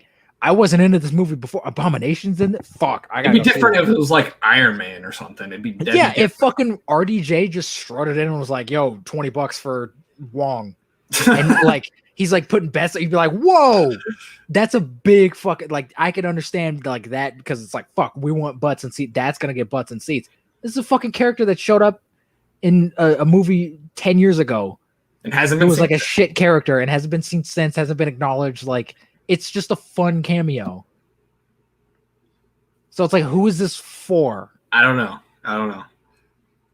But I do remember it was like a couple months ago. There was rumors that Abomination's going to be in She-Hulk, so this could be solidifying that rumor. I don't know. I don't know if that could be. It's possible, and I totally expect Abomination to be in She-Hulk because why wouldn't he? He's a Hulk character. But like this could be kind of a small little reintroduction into that character to remind you that hey, he's he exists. We haven't abandoned him totally. He's going to show up and do some other stuff. That's fine. Wait until the movie comes out. I don't understand why fans of things now have to know everything about something before they see the goddamn movie. Very true. Like the whole point of a trailer is to just give you little like bits to get you into the movie. If you know everything going into the movie, then why see the movie?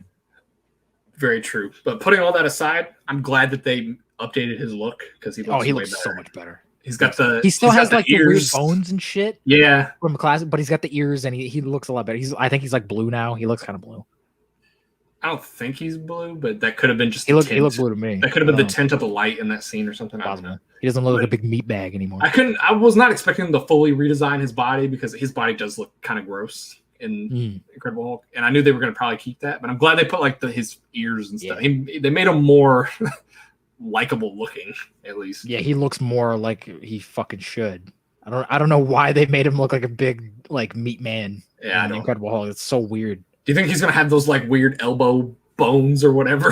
Probably. Because I know he stabbed the Hulk with one of those, and then the Hulk ripped it out of him, which was nuts. And I've heard people say like, "Oh, why does Abomination look like that?" I want are they going to go into that in the movie? It's like, no, he's probably he's a fucking like mutated person. He probably just like mutated and evolved, and like I don't give a shit. He took some roids, and that's what happened. Why does Hulk look different than how he did in Incredible Hulk? I don't care.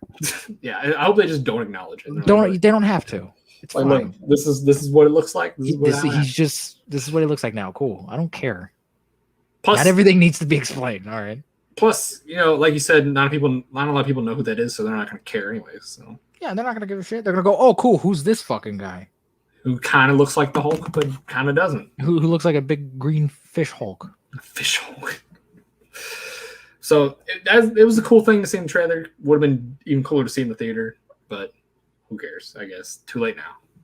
Didn't. That's why I'm super curious on if they're going to put Toby and Andrew in the No Way Home trailer. They are. If they're in the movie, they're going to be in the trailer. Maybe not a lot. Maybe that'll be the end teaser thing. I am so worried about watching that first No Way Home trailer because how much of the movie are they going to fucking spoil in that? I mean, they did it with Homecoming. They did it with Homecoming and Far From Home to a point. Far From Home wasn't as egregious as Homecoming, but it not still as was egregious, there. But it was still there. They did try to make Mysterio look like a good guy, which I give them props for. Sure, which was a little weird, but I guess for an average person, if you don't know who Mysterio is, you're like, a new superhero. But for me and you, it's like this is he's a fucking bad guy. Yeah, we know. But I'm wondering how they're going to handle this trailer. It'd be really awesome if they never put out a trailer. They don't need to, honestly. Like, it's the same thing that I said about Endgame, where it's like people know this movie's coming. Or if they put out a trailer that just reveals like the title, and that's about it. Or put out a trailer. See, here's the thing. With all of the stuff that's come out about No Way Home, they don't need to show Andrew and Toby if they are. Everyone knows at this point. Everyone knows. And even like, if you don't put them in the trailer, that's going to create even more buzz. And that's going to get people even more curious because they're like, oh, are they in the movie? Are they? What's going on here? And then that's going to get people to go see the movie to see if they are actually in the movie. And also, for the love of everything, do not put Charlie Cox in that trailer, please. He's gonna be in the trailer. Do not. They're gonna show. No, he's gonna be in it. I really hope so because I know Kevin Feige has come out and said like he's running the trailer stuff for this movie. It's not Sony, so it gives me a little bit of hope. I feel like if anything, Charlie Cox has a better chance of showing up in the trailer than Toby and Andrew because he's gonna have a smaller role, so it's like it's not gonna be a huge deal. But that's why I don't want him to be in the trailer.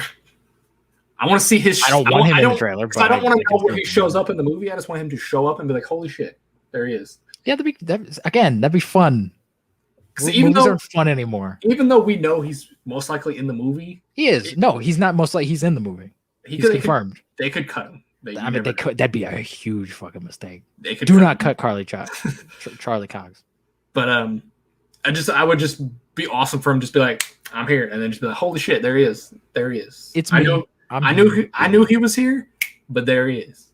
That would be dope. But if you show him in the trailer, I'm like, all right, well, here's the scene where Charlie Cox is coming in. Yeah, that's the thing. It's like even if I know something is gonna happen, seeing it like in a trailer before I see the movie, that's gonna kill all the buzz. Like I knew Hulk was gonna be in Thor Ragnarok because there was like news that came out around it. But if I went into the movie and just like kind of forgot about it and then saw it and be like, oh fuck, that's right. Whoa, that's fun.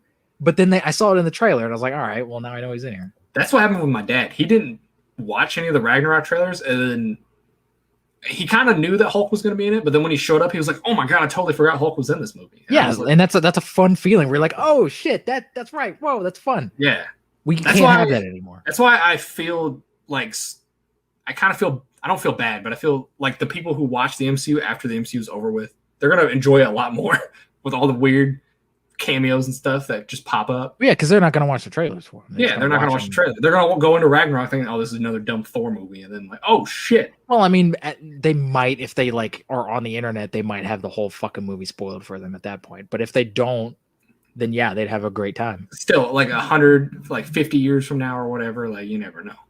You never know. I don't know. But yeah, because that's what I love about watching old movies is that like I don't watch trailers for old movies. I just watch old movies. And then when a cool fucking movie comes out and I see a cool fucking movie, I'm like, that's fucking cool. And I'm sure if I watched the trailer, I would have been like, that looks dumb, and I ain't watching it. So yeah, that's our 2 cents on the Shang-Chi trailer. Fucking overall, the trailer looks. I know Wade didn't watch it, but overall the trailer. I saw some images and the visually looks great, and I'm still excited for Shang-Chi. Looks really good, really good. Shang-Chi and Eternals are the 2 Marvel things I'm excited for now.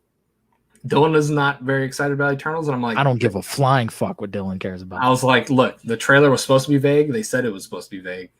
And I don't understand what everyone expected from the Eternals trailer. Right, do you expect them to show like the Celestials fighting each other? No. Right. Like the Eternals trailer is like that's what I want from a trailer, where it's just like, here's some images of like what the movie might be about, and here's like a vague kind of idea of what the movie may be about. Here's the cast. And here's the cast, and here's what the movie's gonna look like, and here's the general tone of the movie.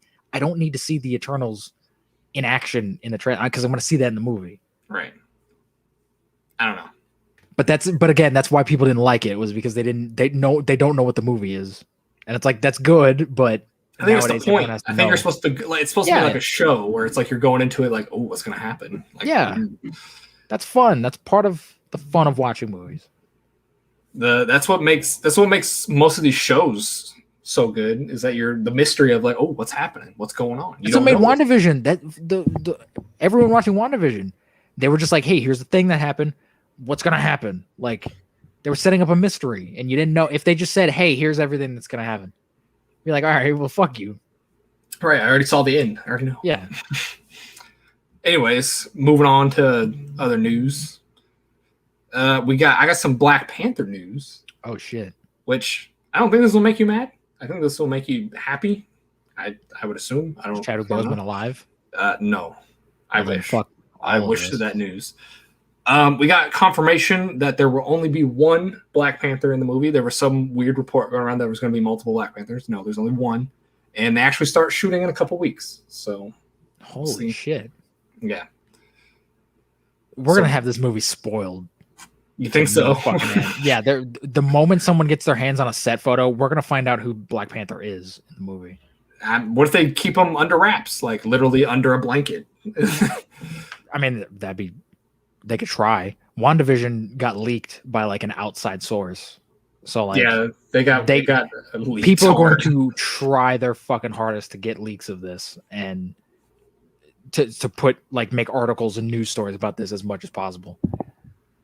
They did the same thing. I feel like most of this is going to get spoiled. They did the same thing with Spider-Man though, and they've done a pretty good job of keeping set photos of leaking. So I don't know. Sure, yeah.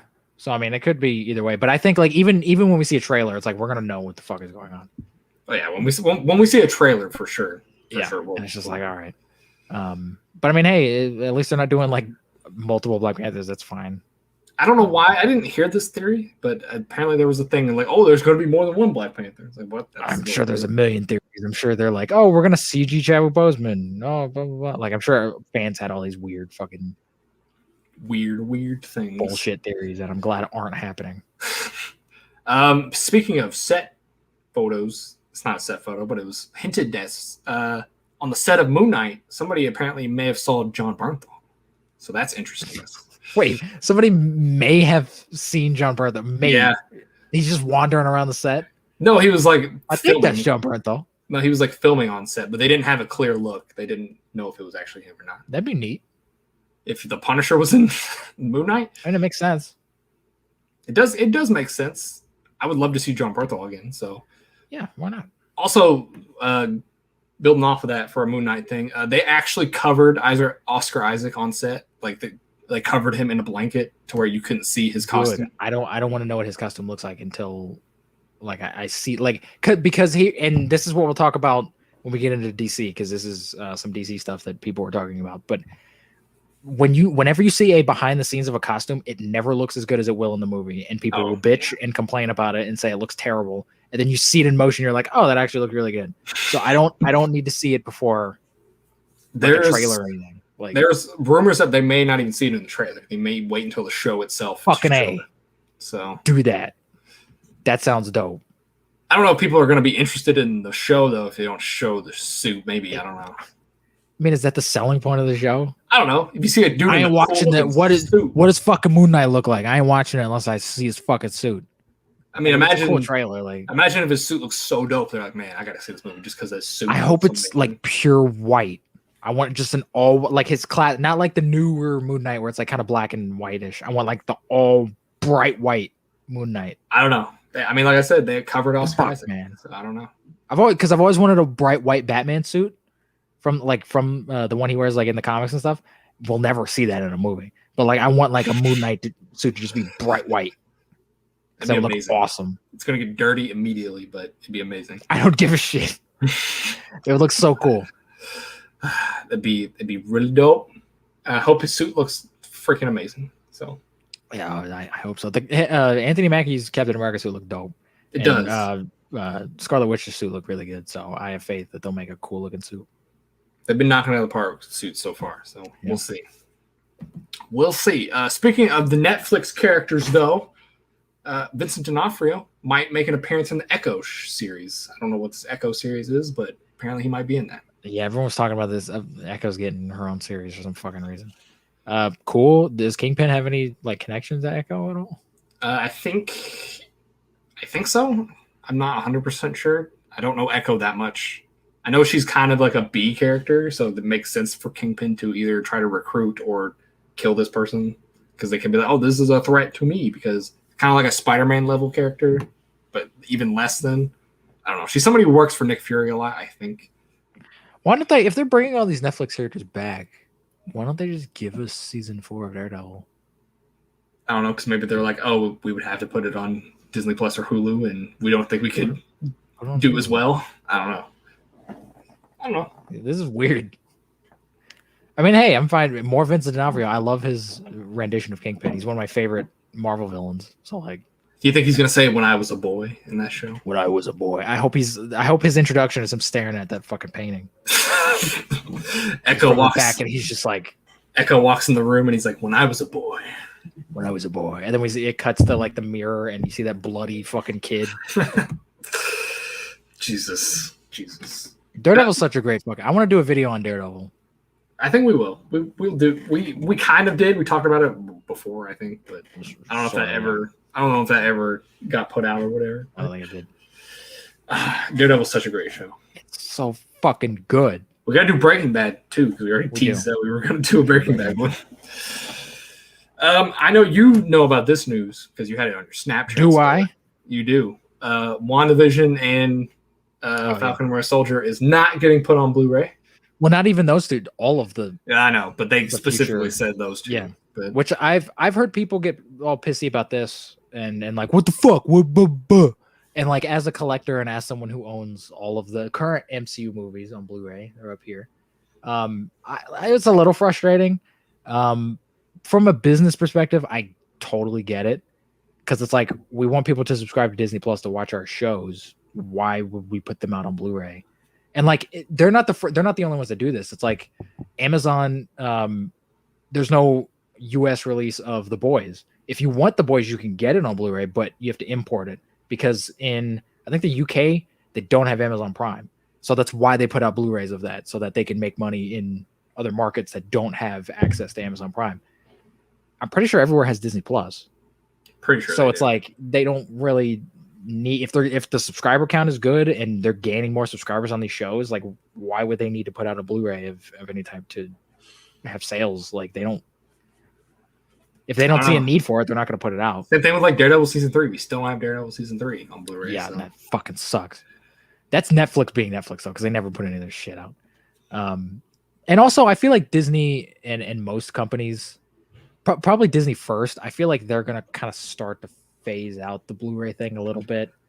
Maybe not anytime soon. Like I think that like Black Widow will still see a physical release. Like the next few movies, I think we'll see physical releases for. But give it like another 3-4 years, they'll probably just put everything on Disney Plus, and then they're just gonna be like, why put it on Blu-ray? It's on Disney Plus. Get Disney Plus. Exactly. They because they know you can make more monthly than you can just a one-time buy from a Blu-ray disc. So I don't know. I don't see why you can't do both though. I don't know. I mean, there is a market for both because it's like I can watch it on Disney Plus, but I also just like having it in case I want to watch it and maybe the internet's out and I can't fucking get on Disney Plus and have a place to watch it. Because like when I watched Primal, this came with a digital code and I have it on Blu-ray, but I was like, I don't really feel like getting up and putting it in the Blu-ray, so I just watched the digital thing, and it worked. So it's like you can do both. Also, if they're worried about like, oh, we'll make too many and nobody will buy it, just do it based per order. Don't make too many. I mean, yeah, they could. There's other ways they could market it. That's always an issue for people. Like, oh, we have too much of this product and we're not selling it. Yeah, it is, but at the same time, it's Marvel. Right. Marvel's got all the fun. They're not. If they make too many and these don't sell very well, they're not gonna. That's not gonna make a dent in their fucking like. Still. It could be that could be a thing. Just make it to order. I'm sure people would wait a couple months to get it, or do like limited quantities or something. Just we're gonna put out 1,000 of these fucking things, and if you don't get it, then fuck you. Like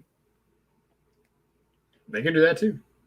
But they also like they didn't put out Clone Wars, the last season of Clone Wars on Blu-ray because they want people to watch. Because they want people to get Disney Plus. So it's like this is a thing that like I feel like Disney's gonna do. They want you to subscribe to the streaming service.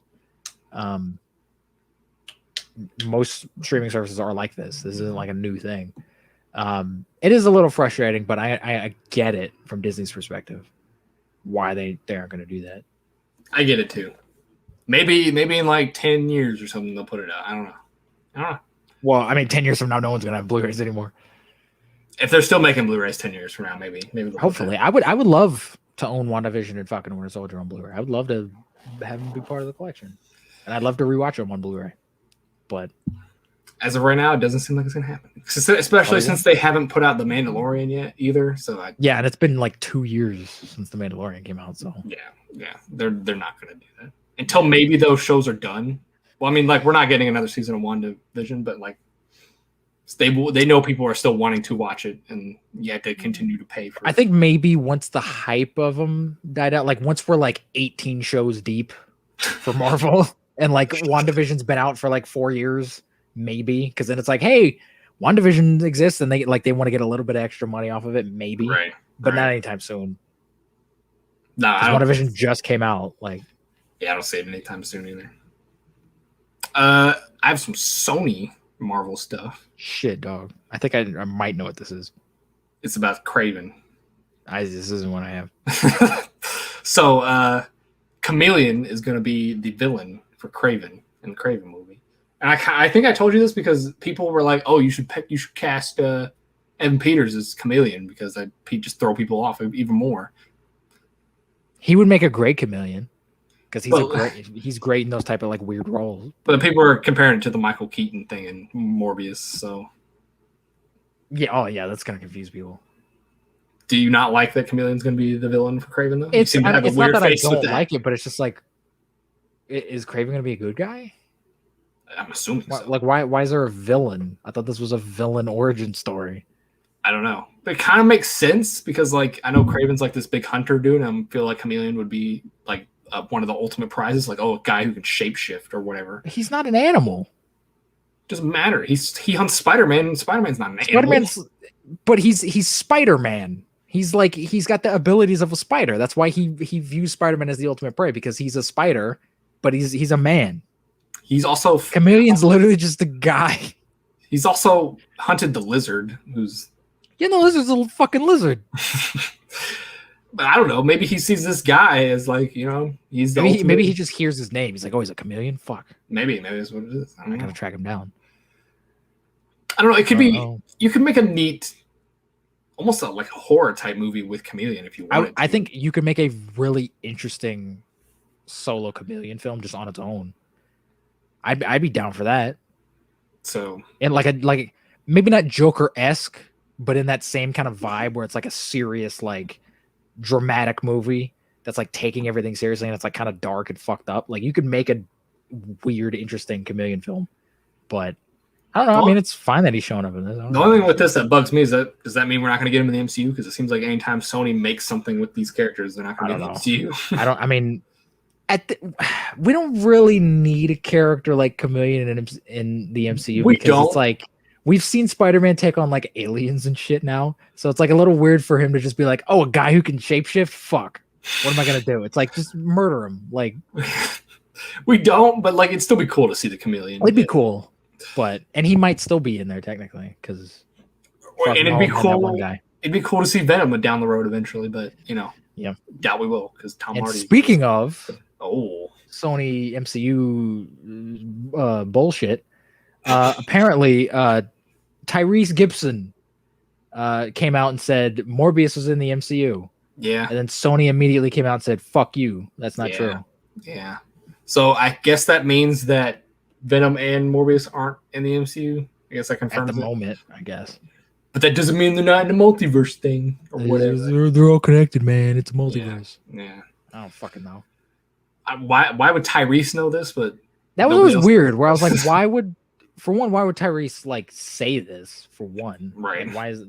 Yeah, it's in the MCU. Fuck. Like, I think somebody asked him about it on Twitter or something. These people need to stop annoying these fucking actors with these dumb questions. They probably don't know shit for most. Exactly. That's exactly my point. They're actors. They're not going to be like I'm sure if you ask Tyrese, "Oh, is this in the DCEU?" He'd probably be like, "Hell yeah!"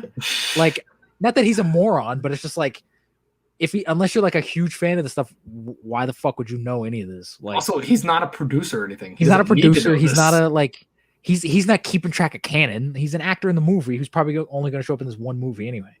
So it's like, why are you asking him these stupid fucking questions? Like, ask fucking Avi Arad, or ask someone who like is the head of Sony, who knows, like, who's behind the production of this. Ask the director, like someone who would actually know the fucking answer.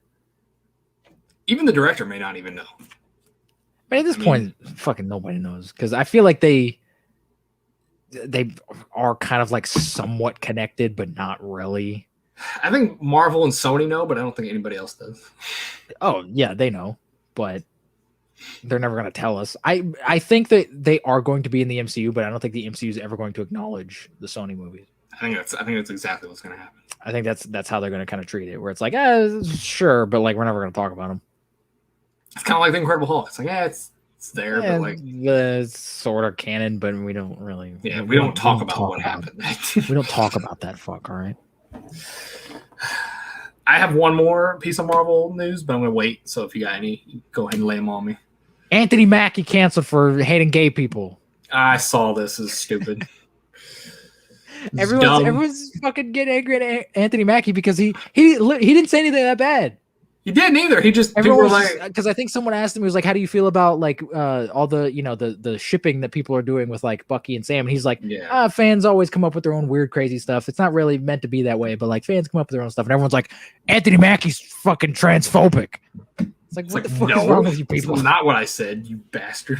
And what he said is right, where it's like people, they see something and they just kind of like they put their own story things, and they put their own story on it. Like, Bucky and Sam are not gay.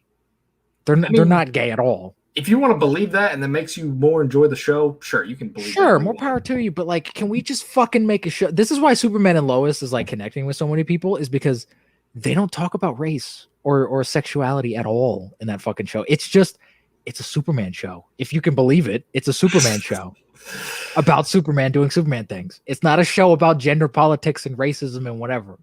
All these goddamn fucking things that come out now always have to be, oh, what is Bucky secretly a faggot? Like, I don't care.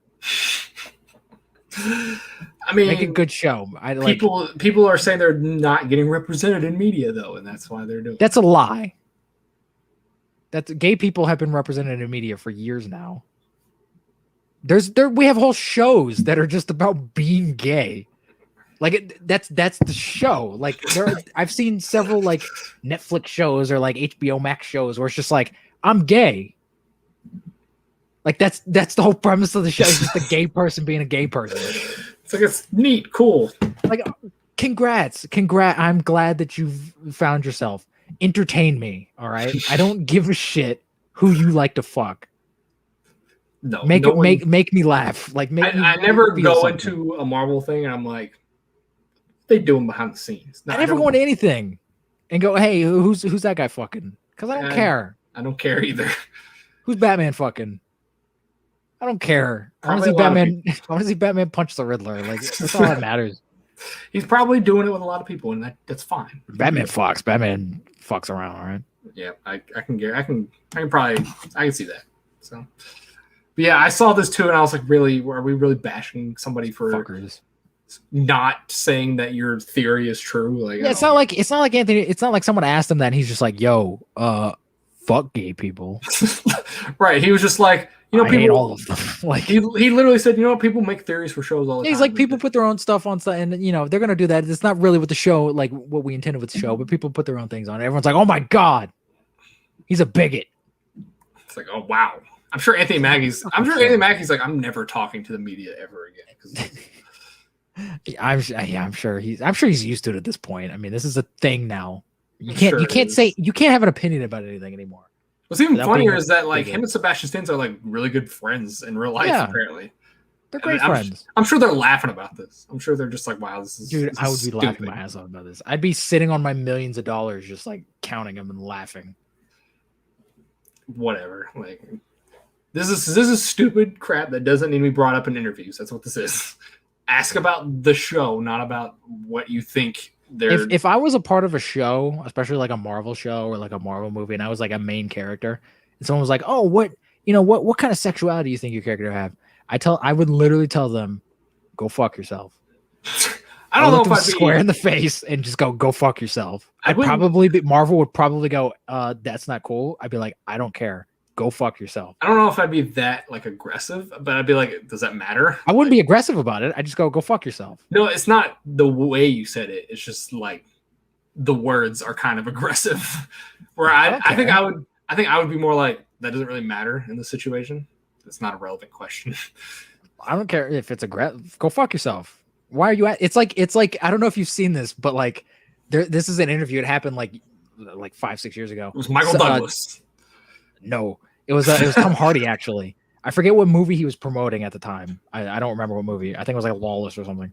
But someone asked him. He was at like this weird press conference for this movie, and someone just got up and asked him this. Like they were trying to ask him about his sexuality, but they were kind of like tiptoeing around it a little bit. And then Tom Hardy goes, "Are you trying to ask me about my sexuality?" And then the dude's like, the dude literally goes, "Yeah, kind of." And then Tom Hardy just goes, "Why?" And then he moves on to the next question, and I'm like, fucking A. I love Tom Hardy because it doesn't matter. It doesn't matter. Were they asking about him or his character? He was asking about, I think, his sexuality, like him as an actor, and like how he feels about like being an actor of like whatever. And because he was like, "Are you asking about like my personal sexuality?" And he's like, "Yeah, kind of." And he's like, "Why? Fuck off. Yeah, you don't need to know that. It's none of your goddamn business. My private life, you leave me alone." Yeah, but that's the thing now. To everyone, that's a different time. I don't want to get into it. But like, it's bullshit. It is. It's a bunch of bullshit. I feel bad for Anthony Mackie. That's all I'm gonna say. I don't. He's not gonna care. I know he doesn't. I don't feel bad for like what happened to him. I just feel bad that people are just like bashing him for it. Like it's just stupid. Oh yeah. bunch of idiots. I'm sure he doesn't care, but He doesn't. I feel bad that people are bashing him for something he didn't even really say. Anthony Mackie is one of those people who would tell you to go fuck yourself for asking him a question like that. He is that type of person. Just be like, why? Why are you asking me this? He probably is held back a little bit. He's like, I gotta stay with this Marvel. I gotta. Yeah, I'm Captain America now. I gotta kind of tiptoe around what I say. But like 4 or 5 years ago, he would have been like, fuck you. Oh, there are interviews of him doing that kind of stuff. Yeah, that's him. Like that's why I like Anthony Mackie. Yeah. But yeah, I don't think he gives a shit. No. What other Marvel stuff you That's got? all the Marvel stuff that I got. That's it? You didn't hear about the James Gunn news that I heard? There's some James Gunn DC stuff that I have. This is Marvel and DC related. Is it? Oh shit! What is this? James Gunn had a sit down with heads of Warner Brothers and Kevin Feige about a possible crossover, and he says it's not out of the picture. Okay, I don't believe this for a second. Who knew James Gunn could be the link between all of this? Well, James Gunn has quite a powerful play at both DC and Marvel now because he's fucking James Gunn. So I'm sure if anyone would get them to work together, I'm sure it would be him. Because if James Gunn went to Marvel and DC and went, look, I want to make a Marvel DC crossover, both of them would be like, okay. They would definitely think about it and be like, it's James Gunn. Like, let's think about this for a second. Like, he says it's not out of the picture though. I don't know if I would want this, depending on the crossover. I don't think it would be like, an Avengers versus Justice League. I think it would be like, here's a character and there's a character. Make it like Booster Gold and like MODOK. It's like here's Batman and here's Black Panther. They run into each other. Ben Affleck and Chadwick Boseman. That'll never happen. Multiverse crap, I mean, it's totally possible. I don't want Disney anywhere near DC stuff. Not because I like hate Marvel or anything, but just like I want DC to continue doing weird shit, and like I don't think Marvel would be down for like doing like super weird shit. They'd be like, no, we got to make this kind of more like MCU stuff, and it's like, I want to do a weird. I can see that. Gold. I think they were maybe just being like, yeah, James Gunn, you could do that maybe. They just pat him on the head. Yeah, just like, yeah, sure, go make your fucking Suicide Squad movie. I think that's more of what it was. Like, yeah, we'll think about it. They're like being the parents, like, oh yeah, this is a no, but we're gonna say, yeah, sure, we're gonna work together, James. Yeah, okay, sure. It's like sarcastic about it. And he just starts skipping out of the interview. Yay, fucking A. I don't know. Like, I don't see this happening. Maybe like if one of these companies starts to die, then maybe I could see it happening. I could see DC going to Marvel at some point, just being like, look, help us. I don't. That's like I don't see Marvel like caving and being like, oh yeah, we need to do a DC crossover. But DC of all people, I could see them totally being like, fuck, let's do this. You never know. Maybe in the next 10 years, Marvel just takes a dive. You never know. It's possible. It's totally possible. But yeah, I don't see DC coming to Marvel and be like, we need help. I can see them just walloping in their own self-pity and then just dying out slowly. Honestly. I mean, that's possible. They're going to try everything they can to stay relevant. And I feel like going to Marvel, I feel like they'd ask Marvel and Marvel would be like, no, fuck you. Why would we help you? And then at that point, DC would just go, all right, I guess we're just fucked. It's like we'll put out another Batman movie that no one's going to care. I guess we'll just continue making Batman and Superman movies. And everybody's just like, stop it. That's why we're mad at you. Yeah, that's why we're not seeing your shit. And then they'll put out the movies and go, why aren't people seeing our shit? So we just told you we don't want any more Batman stuff. Tired of Batman. Need different things. I'm a little tired of Batman. It's like, all right, but what if we made him black? It's like, no. Awesome. You don't get it. Yeah, great. You don't fucking understand this at all. You don't understand why we're upset. It's like, you know what? I'm a little tired of Batman. All right, what if we make him black? Fucking A. I'm in. Like, that's not. No, I'm tired of Batman. Not that he's white. I'm tired of. I'm not tired of Bruce Wayne being white. I'm tired of Batman. So, like, what if he was Mexican? That's the same thing. It's the same issue. Well, but like, what if he was trans? What if Batman was Superman? It's like, what the fuck are you talking about? There's actually a really good story in the comics where Superman becomes Batman. Like he lands in Gotham instead of Kansas, and he they name him Bruce Wayne, and he becomes Batman, but with the powers of Superman and everything. It's actually really good. That'd be a cool fucking movie. They wouldn't do that, but they never do that. They probably don't even know that that's a story in the comics. Probably not. I don't know. That's all my Marvel news, though. So, all my Marvel news. DC time it is. DC news. I only have one thing, so I'm going to let you run point on this. So. Oh, shit. For anybody, I don't know if you're going to leave this on the podcast or not, but Wade's fiber box fell out of his wall. Goddamn internet. There was I don't know if you're going to keep it in, but Derek came in here and waved at the camera. So. Oh. I'll probably cut that out. I walked out of the room and Derek walked in and waved at the camera. So. Son of a bitch. We were talking about DC stuff. Let's try to get this. Talking about Shazam. Shazam. Yeah, what were we talking about? I don't remember. The suits and the costumes and everything. They don't have the fucking hood. Oh yeah, that's right. I still think they look good though. So. Right, they look fucking awesome. Everyone was bitching at that one guy. They were like, "Why isn't his suit green? Why does it look black?" And then he posted like an Instagram photo, and he was like, "No, it's green. It's just the lighting was like fucking it up." He's like, "Shut up about my suit. It's green. It's dark green. Leave it alone." It's very dark green, which is weird.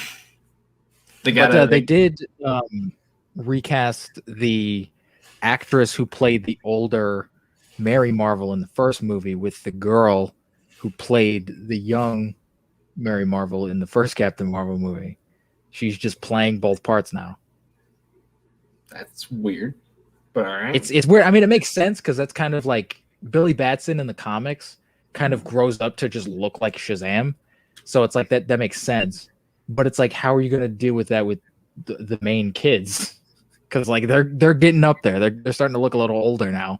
So it's like, is Zachary Levi not going to be in the third one? Like, that's a little weird. I don't know.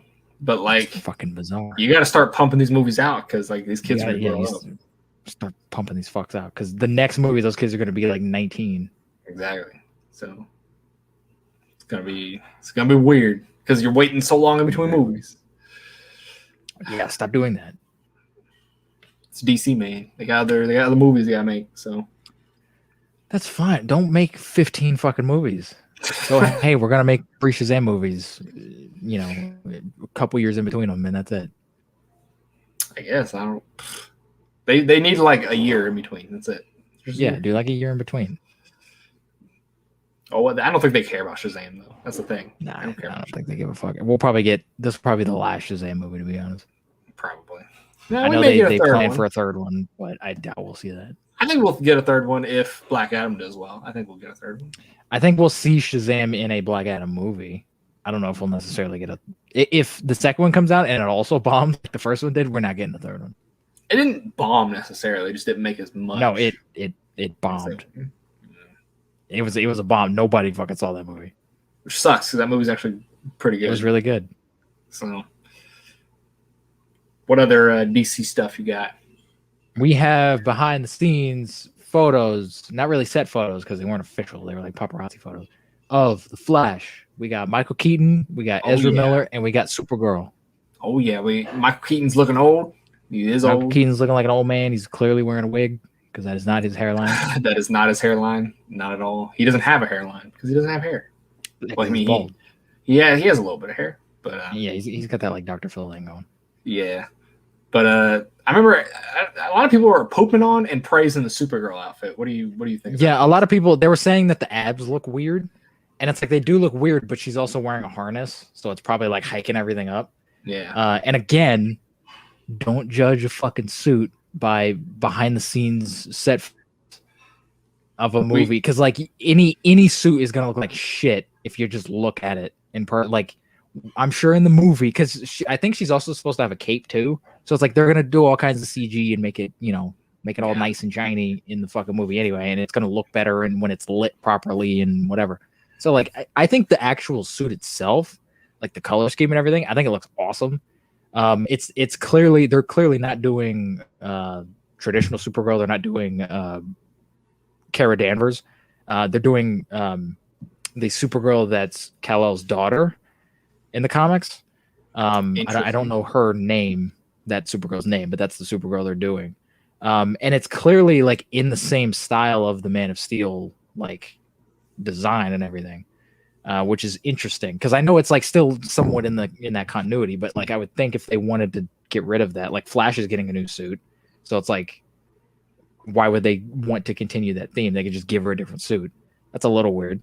I don't know, but isn't this a different universe anyways? Because this is Keaton's universe, right? Probably that is scene- Supergirl like from Keaton's universe? I was gonna say, is that scene in Keaton's universe? Is that scene in a different universe? Is that I don't know because I main- feel like if it's in a different universe, why would she have the same kind of suit as Kal-El would in the DCEU timeline? Because maybe in this universe, Kal-El's dead, but she is the daughter of him, and she just kind of took the mantle. No, but like why would that design in that? Because it has the symbol has the same like Kryptonian language on it that the Zack Snyder Superman suit had. So it's like if she's from the Burton verse, her suit would also look like that too. Like why not just if she's from that, why not just give her a different design? If you don't want to acknowledge the Snyder stuff. I was just assuming that like she's in a universe where it's not Burton's and it's not the DCEU universe, but it's just one where it's like Superman. Universe. Yeah, Superman just died or got old or whatever, and then she just took the mantle type thing. That's probably what they're gonna do. Because I don't think this is gonna be a traditional Flashpoint movie. I think this is definitely gonna be let's hop around the multiverse. And I don't expect this to be Flashpoint. It's gonna be Flashpoint-esque in the sense that it's just gonna be like alternate timeline stuff, but it's not Flashpoint. No, it's not gonna be the animated movie or anything like that. Which is fine, because that animated movie is fucking awesome. It is, and we don't need a recreation of it. So yeah, we don't. And I've heard that Keaton's got kind of a bigger role than we all kind of anticipated. So I think it'll be kind of Flash and Keaton's Batman just kind of like teaming up and like doing shit, which is fun. Maybe. Is he gonna be in the bat suit? I don't know. Maybe. I think so. They teased it, so I would assume. I assume we're gonna see him in the bat suit at least once. Like he'll be in it for a little bit. We're gonna get the Batmobile. I don't know. And then we saw the Batmobile. So I assume that. Also, another thing everybody was freaking out about was that Flash had a ring on, which it doesn't. He did. It doesn't mean that it's a Flash ring for one. No. I know a lot of people hate. I have the a Flash feeling ring. it probably is though. It probably is, but I know a lot of people hate the Flash ring for some reason. I don't care because it's just a dumb idea. It's just like why you keep your suit in a fucking ring? Like it's weird. Sure, but like who cares? Like it doesn't matter. I don't give a shit. I mean, it's a goofy comic book movie. I don't give a shit. We're fucking going to multiverse shit. I don't think the Flash storing his suit in a ring is like the biggest issue. Right. I don't care. I think, and if it's not like if that ring doesn't serve that purpose in this movie, it's at least like a nod to that, which is fine. It'll be a ring with just the Flash logo on it, but it doesn't do anything. Yeah, probably. That's fine. Because I think the Flash is getting a new suit because the director teased out the logo and it had a different design on it. So I think he is getting a new suit, which is cool. I'm fine with that. Everybody gets new suits. Don't matter who you are. Everybody always gets new suits. The only one who doesn't get new suits is the Hulk because he don't wear suits. He wears pants. He gets new pants. That's true. He does get new pants. Because you know what? They got to sell toys. And you can't sell the same toy. Exactly. He also gets a different haircut, and sometimes he has stubble. That is true. I'm trying to think. Maybe you could say Wonder Woman didn't get a new suit in the DCU, but it might be different. I don't know. Everybody gets new suits. Everybody, new suit. for the most part, gets new suits. What else we got? I have this was some controversy that I don't know if you heard about. Harley Quinn season 3, the animated show that's on HBO Max currently. Season 3 is coming out, and apparently the writers wanted to have a scene where Batman went down on Catwoman, and WB said you can't do that because Batman is a character that we sell toys of, and superheroes don't do that. And everyone lost their fucking minds over WB saying that and was like, what the fuck? Why? What? See, this is stupid stuff. And then Zack Snyder tweeted a photo from the comics of Batman going down on Catwoman, and he just said canon. And it was like, oh. Why? Why is Warner Brothers being petty like this? Like, who cares? I don't know. It's very bizarre. And like, do you really think that's going to affect your toy sales that much? No kid is watching Harley Quinn on HBO. Right. Right. Like nobody's doing that. But if this is true, this kind of confirms, and all of this makes sense, why they decided to give up on Snyder. And those rumors of WB not liking the Batman make a whole lot more sense now if this is true, because it's like that's how they see Batman. They see him as a toy, as a marketing thing to sell toys and to sell shirts and whatever. And the Batman seems like it's going to be like a character study about a lunatic in a bat suit, and they can't really market that like, hey, go buy a toy of this fucking crazy man punching people. And like with Zack Snyder, it's like, oh, he's like a crazy murderer. Like we can't, like, how are we supposed to market this to kids? Like, fuck you. So like it kind of all makes sense now. I think Batman is a character to this point where it's like it doesn't matter. He's gonna sell his toys the same, no matter what. But at the same time, it's like we have the movie Superman, and then we also have Tyler Hoechlin's Superman on TV. So it's like you can have multiple Batman running around. You can have the Batman in the cartoon, right? And then you can also have your movie Batman and your TV Batman, and you can sell toys of either of them. None of these fucking movies kids are gonna watch anyway. I don't think any kid is looking at the Batman and going, "That looks fun." Like I don't think any kid's gonna go see the Batman and go, "Oh, I want a toy of this." So it's like, plus they're gonna watch the cartoons, they're gonna play the games, and they're gonna want toys of those.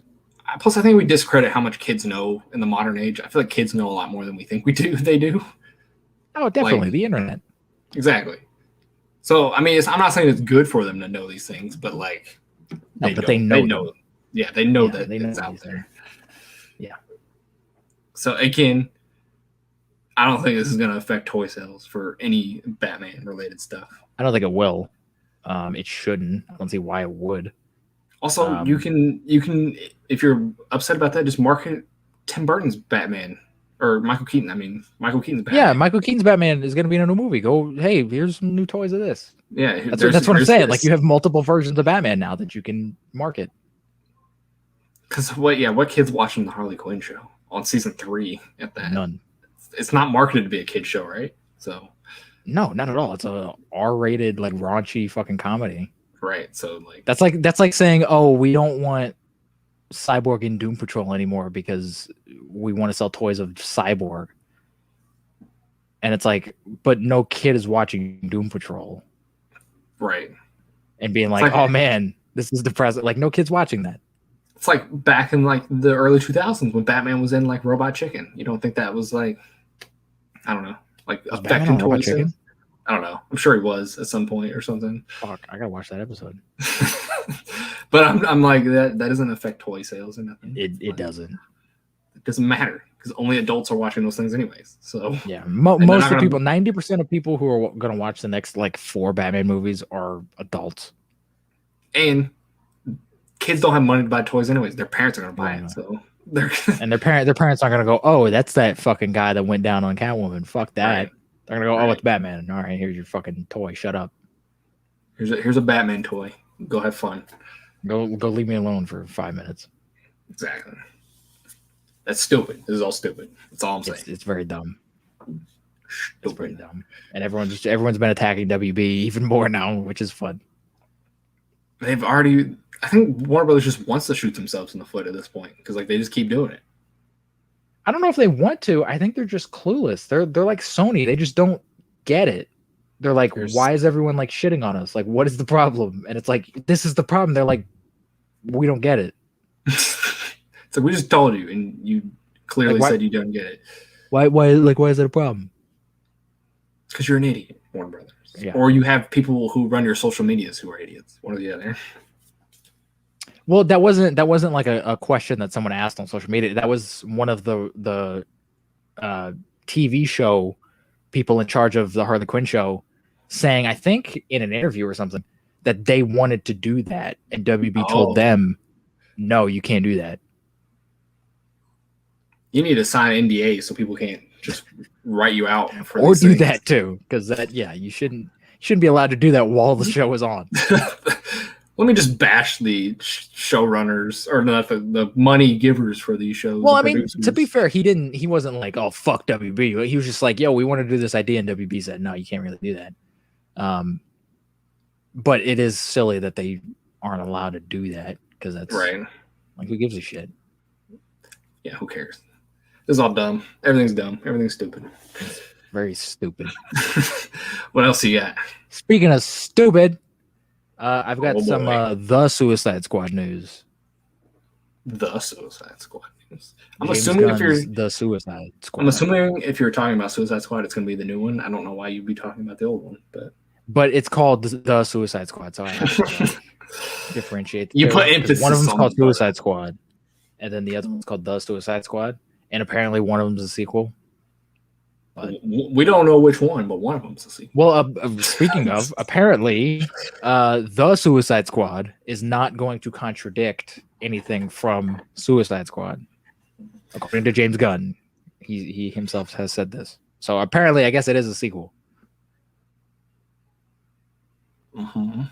I see what you're saying, but it still doesn't make any goddamn sense. Sure. I mean, I don't care. I'm not going to go into the Suicide Squad and be like, where the fuck is Captain Boomerang's pink unicorn? Like, I don't care. I am.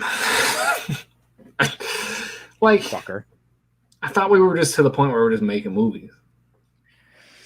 I mean, they kind of are. Like, it's the same thing with the Flash. Like, the Flash is kind of in DCEU continuity, but like, it probably won't be. But like, kind of is. Like, it's kind of like. But if it doesn't contradict anything, then they're obviously trying to keep it in continuity. Well, I mean, yeah, but at the same time, it's like, how much are they actually going to like reference the first Suicide Squad movie? Knowing James Gunn, maybe a lot. Who knows? He could be making fun of that movie. I mean, it's possible. It's very possible he might be making fun of that. But it's like, I mean, I think they still want to keep like the brand alive, and obviously they're like Harley Quinn is still Margot Robbie. They're bringing back Rick Flag. They're bringing back Captain Boomerang. So like they still want some kind of like familiarity from the other movie. So they're still kind of acknowledging that movie anyway. But it's kind of just like it's like kind of a semi reboot, somewhat. It's in the weird no man's land right now. Yeah, nobody knows. In the weird DCEU right now that we have. Because honestly, Wonder Woman was the same way. We're like, is this connected? Yeah, fuck. Is it not? Knows. It doesn't really contradict anything, but it doesn't really feel connected either. Well, Wonder Woman 84 contradicts something from Batman vs Superman, but I don't think WB give a fuck. Batman vs Superman, but it doesn't really contradict the first Wonder Woman movie. No, it doesn't contradict the first Wonder Woman, which is obviously connected to the DCU. So it's weird. It's weird. I think that's where it's gonna fall. It's gonna fall into this Wonder Woman 84 era of like, it's kind of connected, kind of not. It's like, it's connected if you don't watch the movies in chronological order. I mean, you just I know 100% what they're doing. They're kind of playing both sides so they can just pick one later down the road. Like, oh yeah, we're gonna keep it connected, or yeah, we're not gonna keep it connected. They're just waiting to see whatever one suits their needs more. Yeah, if they need to reboot, they can. But if people still want the continuity, they can still keep it and do whatever. They're fucking around. Even with the Batman, I fully expect the Batman to somehow be in this weird no man's land of, is it connected? If they are doing a reboot of the DCEU and doing kind of a new DC universe, they are going to try their fucking hardest to connect the Batman. Because with Nolan, I feel like if they wanted a universe early on with Nolan, they probably would have tried to slip in that Batman. But like once The Dark Knight came out and Nolan was like a real shit director who had like power in the industry, at that point it was like, fuck you. You're not touching this. You ain't doing shit with this Batman. So they kind of had to like, okay, we'll do another one. But Matt Reeves is not Chris Nolan yet. So like they can kind of just say like, hey, it's got to be a part of this universe. Deal with it. And then, but like, if you don't like it, you're gone. We'll get another. Then yeah, you won't come back for the second one. So fuck off. We'll get somebody else. And then I could even see him somehow trying to connect Joker to it, even though everybody said like, no, don't do that. I would be totally fine with Joker being connected to some kind of DC universe, but I just don't want to see that Joker again. Like if that was the start and then we just move forward, like that'd be awesome because I think Joker would be an awesome start to a DC universe. It could, because you can always play off the fact of like, oh, the Joker is a different person every time, or Yeah, that'd be something awesome. like that. Like Joker, much like Batman, Joker's a symbol. Like it's a different person. Like throughout the years, it's not the same guy. Like that'd be really fucking cool. But I don't know if Warner Brothers is that smart to do that. No, I don't think they're aware of the three Jokers storyline in the comics. They'll do a crisis event and then just have everybody be connected. Or something. Fuck! I don't want a movie crisis. That'd be terrible. You know that's what makes zero sense. They're thinking in their brain. They're like, we can do this. But that's not gonna. They are thinking of doing that, and they're like, oh, this is gonna be our Avengers Endgame. It's not going to make any fucking money because what is the continuity? Who are these people? Like, who are these characters? No one's invested in these characters. Yeah, and it's like, and are you going to bring back Ben Affleck's Batman? Nobody likes his Batman. Are you going to bring back Henry Cavill's Superman? You can't get Christopher Reeve's Superman. Are you going to get Brendan Routh to come back? Are you going to get Tyler Hoechlin? Are you going to get Tom Welling from Smallville? People who don't even know who he is anymore, like. And it's one of those things where it's just like you're not to that point yet. You can't pull it off yet. You have to have a solid universe before you then break it in Crisis. Right. Like you can't break it when it's just started, basically. Yeah. Because a lot of people don't even know that which Justice League is canon. Like I know we know it's going to be the Joss Whedon version, but like a lot of people are just like, which one's the real one? A lot of people don't even know. Like a lot of people don't. It's my mom still has a issue trying to understand the fact that DC and Marvel are different universes. Like most people just don't. It's superheroes. Okay, like they don't understand like because if they saw a Crisis movie with like multiple Superman and like multiple Wonder Woman and like all these different things, they'd be like, oh, well, where's like Spider-Man and Iron Man? Like where are all they at? It's like, well, that's a different universe. But it's like, but there's different universes. Like like they just don't understand it. Like right. I don't know. Warner Bros. I don't think they care about continuity at this point. No, they don't. They're just like, hey, let's adapt every popular story and then just not give a shit about it, really. Even when they're doing that, they're not making the best movies, aka Aquaman. Well, I mean, some people actually like Aquaman. I did not, and if I didn't like it, no one liked it. That's the truth. If they don't share my opinion, they're wrong. They're wrong. So my opinion is always right. Fair. In my head, it's always right. So. I mean, to you, yeah. So there we go. And I am the world. Speaking of fucked up continuity, and also speaking of the Suicide Squad, boy. Apparently James Gunn talked about Idris Elba's character, Bloodsport, and he said the reason his character in the movie went to prison was because Bloodsport shot Superman with a kryptonite bullet that took him to the hospital and put him in a coma for like 2 or 3 days. But James Gunn also said that he doesn't know which Superman he shot. So this isn't in the movie, I'm guessing. No, we're not going to see that in the movie. But like he said, like in that movie continuity, he doesn't know if it's Cavill, if it's like the new Black Superman that they want to do. Like he said, like he doesn't know, like that's not up to him, and he doesn't know. But why? Like why? Like that's a cool premise. Yeah, it's interesting. This guy shot Superman. He's a badass. Like I get it. That is a fucking awesome. Like why should we put this guy on the Suicide Squad? He put Superman into a coma. Oh fuck. Like, okay. That's cool. Like that's a cool character backstory. But you know how much more impact it would have, like if it was Cavill's, like, oh yeah, the Superman that's basically invincible that we've seen so far. This Superman that we saw fucking almost murder Steppenwolf, and like a demon alien from like a different planet, and he got taken down from shot this him, guy. and he got like that's cool. That's awesome. Like everybody knows Superman's super powerful, but it would have more impact with a Superman that you know, and not just some random Superman. Or a Superman that we haven't seen yet. It would have way more impact. But I get James Gunn, like he can't know everything because Warner Brothers probably doesn't know anything right now. So I get it. Yeah. And like you said, it's an awesome thing for this character to have, to be like, all right, he's like the leader because he did this or something like that. I don't know, but it sucks that we won't be able to see it. That'd be awesome to see. That'd be a dope fucking scene. Because they kind of did that little flashback stuff in the first Suicide Squad, where like the Harley Quinn was meeting Batman and stuff like that. That'd be a cool. It's like, hey man, why you in prison? And then it flashes back, and it's like him shooting Superman. He puts him in a coma. And he's just like, and then it flashes back forward, and he's just like, I don't know.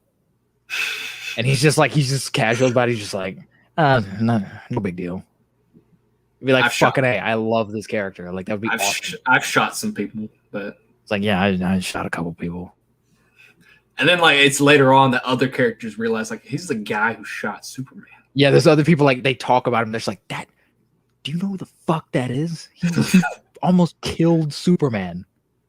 And people are like, what? It's like, holy fuck. Like that, I think that's really cool. But they're never gonna, I don't even think they're gonna like address that in the movie. I think they're gonna. You don't think they'll address it at all? I highly doubt they're gonna address it. That's a missed opportunity in itself. Because that's a weird, something that cool. That's such a weird thing to just address in like a sentence. Because they're obviously not gonna show it. Because then they would have to cast a Superman to film that scene with, and they could do a Shazam thing. They cut off his head again. That's gonna be weird. But like have him shoot, and then like it does like a weird cut, and then it's just like a guy in a Superman. Is it going to be Cavill's Superman suit? Because then that would imply that it's Henry Cavill's Superman, and I don't know if they want to like keep that Superman around. You could have like a ripped up suit, like he'd like been flying and like falling out of the air because he's got his kryptonite in him or whatever. Like you could. No, what I'm saying is, I know what you're saying. Is it 100%? Is it the same style? But you could have a ripped up suit to where you don't know. Like it's like the point where it's like it could be any Superman, but you could. Or you could just have a news outlet say it or something. Like, oh yeah, Superman's down. Superman's in a coma or something. Superman's paralyzed. Because I feel like they're just gonna like address it. Like Amanda Waller's gonna be like, "Oh, Bloodsport, you fucking shot Superman and put him in a coma." Don't do that cool. Again. Don't do the. I feel like trailers. That's what they're gonna do. That's what they did in the first one. Like, here's the trailers for every character. Nah, don't do that. It's stupid. I hope James Gunn is a better director than that to not do that. He is, but it's questionable how much of this movie is going to be a parody. Of not only the first movie, but just in general of these characters. Because from the trailer, it seems like he's not taking much of this movie seriously at all. No. So he might think that that's funny to just like treat this like this huge thing as just as like whatever you shot Superman, whatever, fuck it. He might think that that's baby. Funny. Like this isn't his baby like Guardians. Guardians is his baby. Guardians, like he's like all in, and he's like, fuck, I need to make sure this is the best fucking thing in the world. Because some of these characters he didn't have any hand in making, from the first Suicide Squad. So he's kind of like, I guess. Also, he probably knows he's not getting another one. So,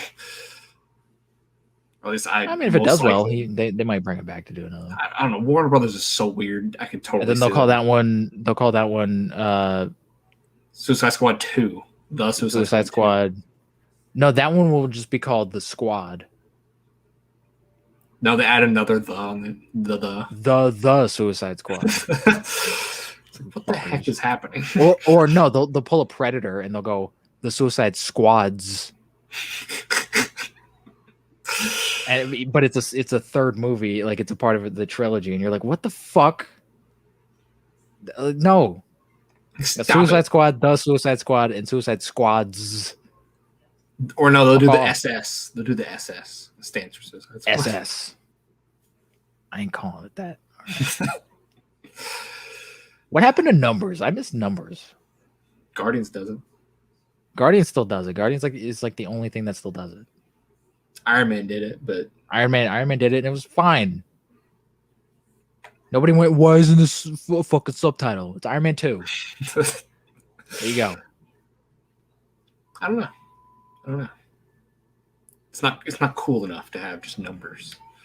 Yeah, but it's dumb subtitle. Is cool. Everyone's gonna call it 2 anyway. Suicide Squad 2. That's what everyone's calling it now anyway. So just fucking call it Suicide Squad 2. Because they don't want it. They don't want it connected. They're like, we gotta wait. We gotta see how things go before we connect it or not connect. Then just call it Suicide Squad. We gotta wait to see how things go because we may want to connect it later down. So we can't call it Suicide Squad and have another Suicide Squad in the same year. But you already do though. You just added the. But there's a the. You don't get it. There's a the. That's dumb. That makes it not a sequel, but also not connected. So it's fucking hurting my brain. This is I know Warner Brothers. I know what they're thinking. You know why? You should work for Warner Brothers. No, I am Warner Brothers. I do it from my laptop. I am Warner Brothers. I'm the only one. Stop making these movies so terrible, all right? I'm the only brother. I am the Warner brother. Stop making these. I don't have any control over who makes the movies. I just tell them what to do. That's all I say. That's bullshit. I tell other people that tell the directors what I want. We'll tell them to stop fucking up. Sometimes, like the whisper thing, like, you whisper somebody and they whisper in somebody else. Bring back Zack Snyder, all right? No, I can't. I have no control over that. I want Justice League 2 and 3. I can't. You don't get it. We don't like Zack Snyder. You fucker. He's an asshole. We don't like him. I don't care if he spit directly in your lunch on a Tuesday. I want Justice League 2 and 3. It's very specific that it's on a Tuesday. But nobody likes Tuesdays. But he's the Mark Zuckerberg of superhero movies. We can't do it. I don't think he's the Mark Zuckerberg of superhero movies. That's a weird comparison. Nobody likes Mark Zuckerberg. But they don't like him just because he's a billionaire. I'm sure he's a fine human being. Whatever. What do you mean? He threw his best friend under the bus in that movie. That was a movie. It was based on true events. I don't think it was that big of a deal in real life. I think his friend made a thing, and then he was like, "Hey, I'm gonna just kind of take credit for it." His friend was like, "Hey, you're a dickhead," and he's like, "All right, sorry." Everything said in the courtrooms were exactly how they said in real life courtrooms. Are you serious? Yeah, they took because that's all written down in courtrooms, and they just use that for the script. Well, then fuck Mark Zuckerberg. So that movie's pretty accurate. The Social Network is a really good Lex Luthor origin story. It is. They should just copy that for if they ever That's do part of the DCEU. It's not because he's called Mark Zuckerberg in it. Hey, it's an alias, all right? They just dub over it. I don't know if Warner Bros. Owns that movie or not, but they just dub over it. Have them say who owns that movie?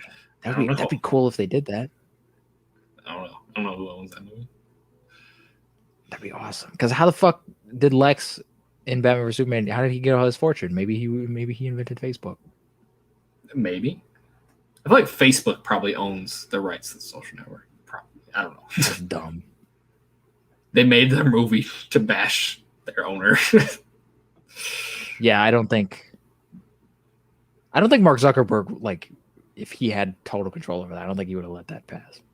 It's like Steve Jobs, like the Michael Fassbender Steve Jobs movie. I don't know if Steve Jobs would be totally on board for that. I think in his mind, he still didn't do anything wrong, so maybe he doesn't care. Oh yeah, definitely. To him, he's like, what? Like, what's wrong? What'd I do? So maybe he signed off on it because he didn't care. He's like, look, this is what happened, and I don't think I did anything wrong anyways. So it's possible.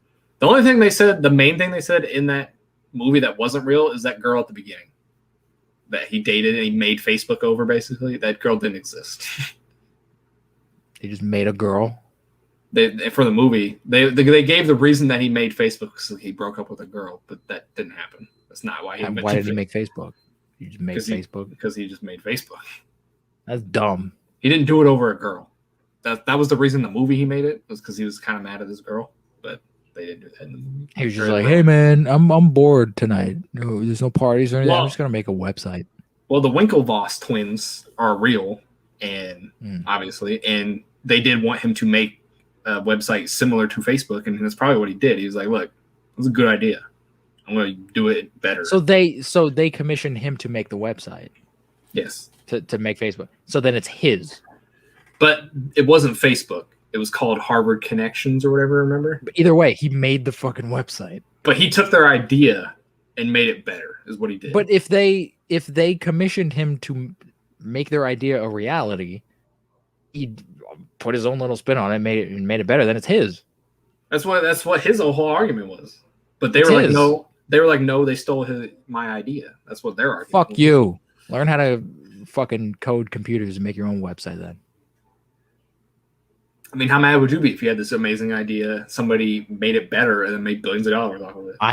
If I have an idea and they just flat out took my idea, I'd be pissed. But if someone took my idea and went, we can make this better, and then they do that and make money off it, that's no longer my idea because they improved on it and they enhanced it and they made it better. But their whole argument also was like, why didn't you come to us with these improvements and then we could do this together? Because I didn't want to share the millions, bitch. And he starts dancing around. Because they even said in the movie, they're like, oh, you needed money and you went to Eduardo and not to the Winklevoss who had money. So why didn't you go to them? And then he's like, because I didn't want to go to them. Yeah, because fuck I didn't trust them. So I wouldn't trust twins either.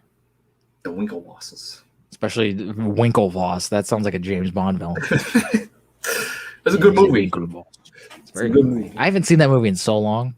I watched it the other day because Derek hadn't seen it, and we watched it. Great. So it is a good movie. The music in it is really good because I think it's by Hans Zimmer. So I think is it Hans Zimmer? I know Nine Inch Nails did some of it. I think it's Hans Zimmer's, but don't quote me on that. I may be wrong. I don't know. Anyways, back to DC news. Whatever we were. All at DC. Oh, you didn't want to mention? I know you have this. I know you know about this because I saw it on your Snapchat. But I kept it. This is the only piece of DC news I have is that we're getting a Zack Snyder collection coming to the U.S. in September. Oh, I mean, is that like news? I mean, it's kind of news for people who want the Zack Snyder stuff. The Zack Snyder trilogy is getting a 4K like collector's edition set, and it looks fucking awesome. In September, and apparently it's going to be $60, which is a steal for the trilogy. Yeah, fucking A, man. I'm getting that shit. I mean, that's what the rumored price is. It will probably change. That's awesome, man. Because you got to think a 4K movie costs like $30, so there's three. Well, I mean, it's gonna be 3 4K movies, but I think it also comes with Blu-rays, regular Blu-rays. That's what normal 4Ks come with. Possibly also digital codes too. I don't know. It's also supposed, isn't it a collector's edition? So it's probably gonna be more expensive than that too. I don't know if it's like a collector's edition. I think it's just like a normal, like, here's a set. No. Still, I don't see it staying $60. Oh, man. If it's $60, I'm buying like 4 copies of those. You're an asshole. I mean, yeah, I am because I already own all 3 of those movies. Some of them multiple times. I just bought my fucking Snyder Cut anyway, and now he's like, "Oh, it's coming out in America now," and I'm like, "You fucker." Apparently, it's the same thing. Like, apparently, it's not going to have any new things on it, so like, there's no reason for me to buy it. But the set, I'm gonna get it. I was gonna say the set has similar covers. They're all like the same. It does, and I think the set is gonna come with the newer Batman vs Superman remaster with the certain scenes that are 4:3, and I still want to watch that version. I don't know. They may have the black and white version of Justice League on there. I don't know. That would be cool. I don't think they will, because I feel like they would have included that in the Blu-ray. But maybe because it's 4K, they're like, we could do. I mean, the 4K of Justice League doesn't have that either. But maybe this collector's edition or whatever. It's possible. It might. I don't know. I don't necessarily need that because I saw some of it in black and white and it doesn't really look that good. But I might get this just because I don't own any of these movies except for Batman vs Superman. I do own that, but I don't know where it is because I gave it to Dylan and he doesn't know where it is either. Dylan sold it. Well, he hadn't seen the Ultimate Edition. I was like, here, you can watch mine. And he was like, okay. And then he never gave it back. So fucker. Maybe he loved the movie so much. He's like, I'm going to keep it. No, he fell asleep multiple times during it. Ah, you cocksucker. Because he said he would always put it in when he's going to bed. I'm like, you're never going to finish Stop doing that. You do that with any movie and you'll go to sleep. Right. So I might get this just I'm tired. I'm going to watch a 3-hour movie. Yeah. So I might get this that's what like sets like this are designed for. It's not meant for assholes like me who like buy this shit when it comes out. It's meant for people like, I'll just wait until the whole thing's out and I'll buy it. Marvel did that. They had a huge box set of the Infinity Saga, which is nuts. Yeah, and they're doing that now too. They're like putting all the trilogies in like their own set.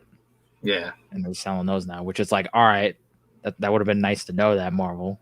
probably bought all this shit individually, and it's taking up space. Don't matter. You got them either way. So I got them. Maybe you'll wait until whatever saga we're in now is over and buy all those. I'm gonna wait until the Infinity Saga is like $2. I'll just buy that shit. No, I'm talking about this new saga. Don't buy any new movies until that saga's over with. Oh no, this new saga, I'm gonna go like just because with the Infinity Saga, like I wanted like everything just to have like I got the Infinity Saga. This new saga, I think I'm just gonna kind of go like piece by piece. Like if I really love this movie, I'll buy it. But like I don't have a plan to buy all of them. Like if I really love Eternals, I'll get it. Unless like you see Black Widow for like $1, you're like, sure, why not? I'll get it for $1. Well, Black Widow's part of the Infinity Saga. Is it though? Chronologically, it is. Or like like some weird movie that's really bad. If it takes place, if it's during the Infinity Saga, I'll get it. But if it's not, then I'll just kind of like, if it's great, I'll fucking get it. But like Doctor Strange is like terrible or something. They're like, I'll get it for Doctor Strange 2 is terrible. Fuck all of that shit. Even if it's like $1 on Amazon or something. I'll get it for 98 cents on DVD from like eBay, and it'll be like a bootleg. There you go. Because I know you own Catwoman, which is a terrible fuck. Oh fuck! I've totally forgot to mention. Speaking of Doctor Strange, I watched the fucking 70s Doctor Strange TV movie. Shit. I totally forgot to mention this. It was terrible, wasn't it? It wasn't the worst thing in the world. It wasn't as bad as I thought it would be. It's just kind of boring. Which is always bad for a movie, but Which it is. But it's kind of, you kind of have to look at it with a little bit of warped eyes because it was meant to be a pilot for a TV show. And as a pilot, I totally understand why it's it is, because it's building, because Doctor Strange isn't really Doctor Strange until the last like 10 minutes of the movie. So it's kind of building into like, oh, he gets the powers, and then the show will be about him learning to become Sorcerer Supreme and stuff like that. As a movie, though, it doesn't work. So I mean, you kind of have to look at it, a little bit differently. Is there any the acting's fine in it? There's some effects in it. They're very basic. It's just, oh, I'm shooting a laser, and then that's it. Laser beams. Wong is in it, which is fun.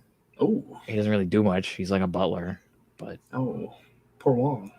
There's a really cool like demon puppet where it's not really like 100% clear if it's like it's not really 100% clear if it's Mephisto or if it's like Dormammu or if it's just some fucking demon. He never really says. He's just like, I'm a demon guy. I'm a demon. But it looks really cool. Is it a dude in a costume? Or is it an I think it's like a puppet. Oh yeah. Because it never moves. It's just kind of like there, and then the mouth just kind of goes up and down. So I think it's just like a little puppet they made. It's Jabba the Hutt. He kind of looks like Jabba the Hutt. He's a little chubby. Ugh. He's a little pudge. Why are demons chubby? It's gross. Because gluttony. They're so gluttonous. They get fat. I don't know. I imagine a ripped demon. I mean, in your fantasies, they can be that way if you want them to. That's not what I was talking about, Wade. But you just said I picture demons buff. Like you said. That's what I do. I just imagine they're buff. They're okay. And I was elaborating on your dreams you're having about sexy demons. No. I didn't say anything about sexy demons. I just said buff. You said they were buff. That's what I imagine. Buff demons. I got a fun fact of the day. If you want me to hit you with it. Is it about sexy buff demons? It's not. It's a space fact. It's a space fact. Oh boy! I love me some space facts. What is it? Have you ever heard of the Booties Void? The booty void? The Booties Void. I've heard of the booty void. Oh, well, this is the Booties Void. Shit. It's actually the biggest void in the universe at 330 million light years in diameter. Well, like, what is it? Is it just like a black hole? It's nothing. There's nothing there. It's a void. That's bullshit. There are approximately supposed to be 2,000 to 3,000 galaxies, not stars, galaxies in this area, but there's only about 50. And people are like, why? Why is there nothing there? And there's two theories. One of them is extremely probably not right, and the other one is probably right. But I like the one that's not right more because it's about aliens, and aliens are cool. So the one that probably is right is that there's a bunch of smaller voids that kind of meshed together into this really big void, which that's not very interesting. Who cares about that? But the extreme version is, what if this is a type 3 civilization, which I don't know if you know what that is. Do you know what that is? It seems it's like out of all the civilizations, it's like they're like first class. So somebody came up with the idea of, I think it's called the Cardanoff scale or something, but a type 1 civilization can harness all the energy from their planet. Type 2 can harness all of the energy from their star, and type 3 can harness all the energy in their galaxy. So we're on that scale. We're like a 0.8. So they have like Dyson spheres. Yeah, that's what people are like. What if there's a super advanced civilization wiping out galaxies by sucking the energies out of all the stars and just killing all the galaxies? That's really cool, but that's fucking scary. 330 million light years. They started in the middle and they've just branched out because it's kind of the thing is kind of circular. So it could be like branching. The Dyson sphere. It's the Death Star. That'd be a very big sphere. But so people don't know which it really is. It could be either or. So they're gonna start watching galaxies near the edge of it, and if they start like dimming and going out, that probably means that there's a civilization wiping them out. So that's neat. What are we going to do as a society if one day you wake up, right? You wake up, you pour yourself some cereal, you watch some cartoons. It's a fucking Sunday. You're loving life, and then all of a sudden you get a little, you're just checking the news, and then all of a sudden it's like, oh hey, we found out that there's a civilization just like destroying galaxies. You just gonna continue fucking watching cartoons? Like, no. Have you heard of the Predator theory? No. This was Stephen Hawking said this. He said we should stop sending signals into space because yeah, definitely. Well, this is what he said. He said the reason that we don't hear any signals from other aliens is that they're getting wiped out by a super predator species that's going around killing all the other aliens. So that like it's possible. Basically, there's this civilization millions of years ago that got so advanced that they're just wiping out any civilizations that could take them out. So whenever a civilization gets strong enough to send radio signals and stuff out into space, and they detect it, they go there and they just obliterate them. And that's why we don't hear any radio signals from any aliens, because they're getting killed. And that this civilization is just like we're gonna rule the universe, and no one else is gonna even come close to stopping us because we're gonna wipe them out. Fucking dark side. So yeah, there could be a super predator race out there that's waiting to hear our radio signals. I honestly would kind of want us to like find out some shit like that, because I think that is going to, if we all of a sudden just like, oh yeah, there's a spaceship and we can see it and it's looking at us and it's gonna just blow us all up. Like we're not just gonna go to work the next day and just pretend like there's not a fucking alien spaceship out there. Like that's going to change everything. But still, even if that void, if we did like discover, oh yeah, it is a civilization wiping out galaxies, like there's nothing we can do about it. So like, why panic about it type thing? No, I'm not saying panic. I'm not saying just like riot in the street. But like, also, it's so far away though that it doesn't really affect us at this point. I mean, when they got closer, I mean, it probably won't. If something like that happened, it probably wouldn't affect us. But even just that knowledge, like, I'm not saying like, oh fuck, we need to riot in the street and start looting 7-Elevens because aliens are going to attack us. But like, if we just had that knowledge that, yeah, there's other life out there and they're smarter than us and they have the technology to wipe out galaxies by the thousands. I can't imagine just being able to wake up and just eat cereal and watch cartoons as if everything's normal. Like, we just found out there's other us's out there that are smarter than us that are just wiping up planets just cause. That's huge. That would be huge news. But again, it's the fact of we can't really do anything about it either. So no, but like you're saying, like we just go back to normal and all right, whatever. Like no one's gonna be like, maybe we should try to like build some shit that could maybe like defend us. Maybe like you don't think like the government would invest in the space program some more or invest in NASA some more? Oh, I think they would. I think they would definitely invest in space programs more. But like we still haven't even left past our moon. So like We're nowhere. I near ready. feel like we could though if NASA had a proper like if we people could. cared about space, we totally could. We couldn't leave our solar system. I don't know about that.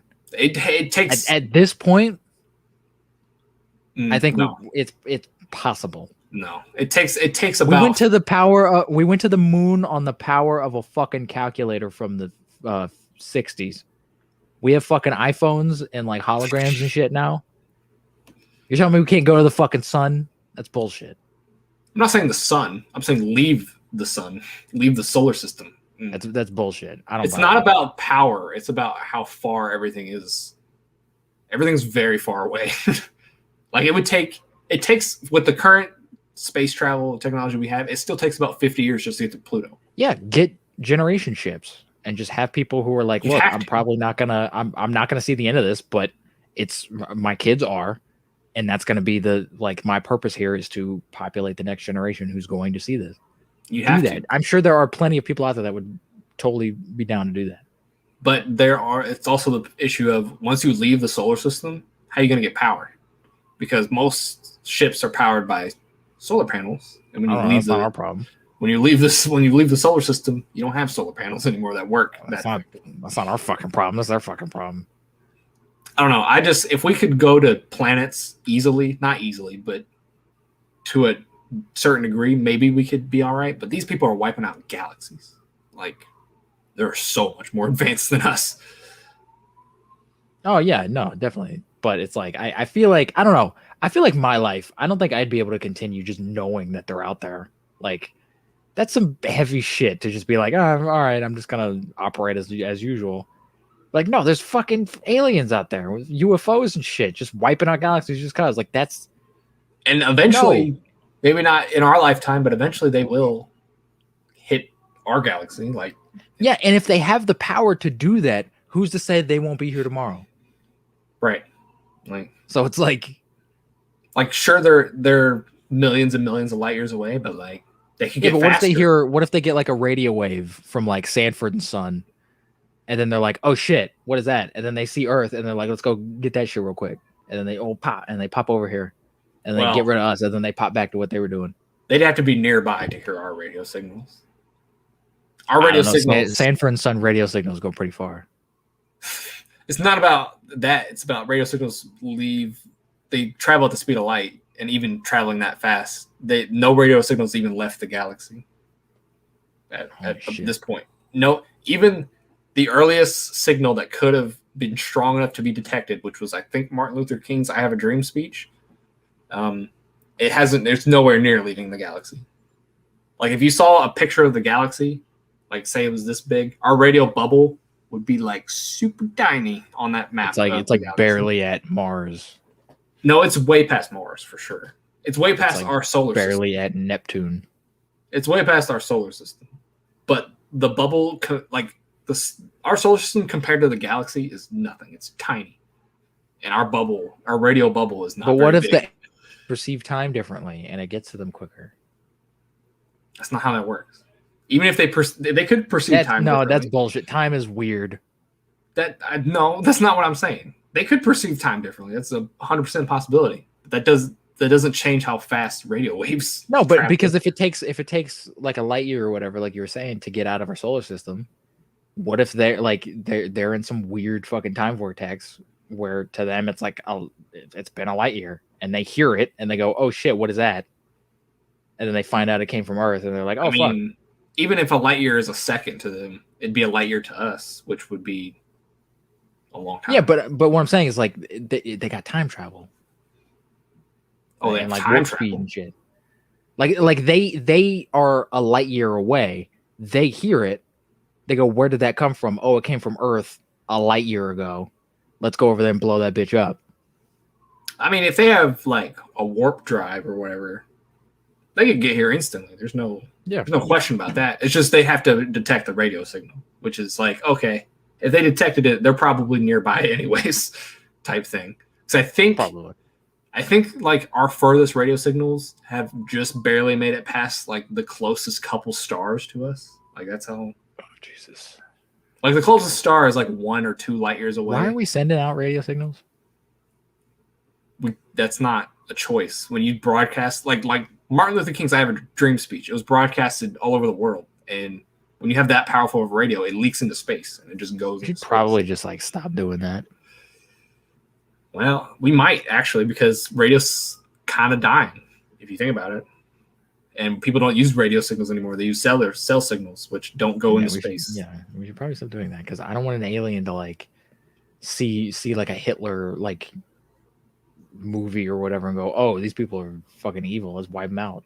Actually, that is also a possibility for the candidate of first radio signal leaked into space is Hitler's speech towards the Nazis. They're going to see that and they're going, yeah, fuck these guys. Or they're going to be terrified and they're going to go, we don't want to fuck with them. Well, as radios go into further and further, they get more and more fuzzy, so they probably wouldn't be able to decipher anything. They might be able to. Like, if they have the technology, they might be able to reverse engineer it. They'd be like, is that a German with a bad haircut? I can't tell. There's no way they would know what we were saying, though, unless they could speak in German. I don't even know what the hell Hitler was saying, and I'm on fucking Earth.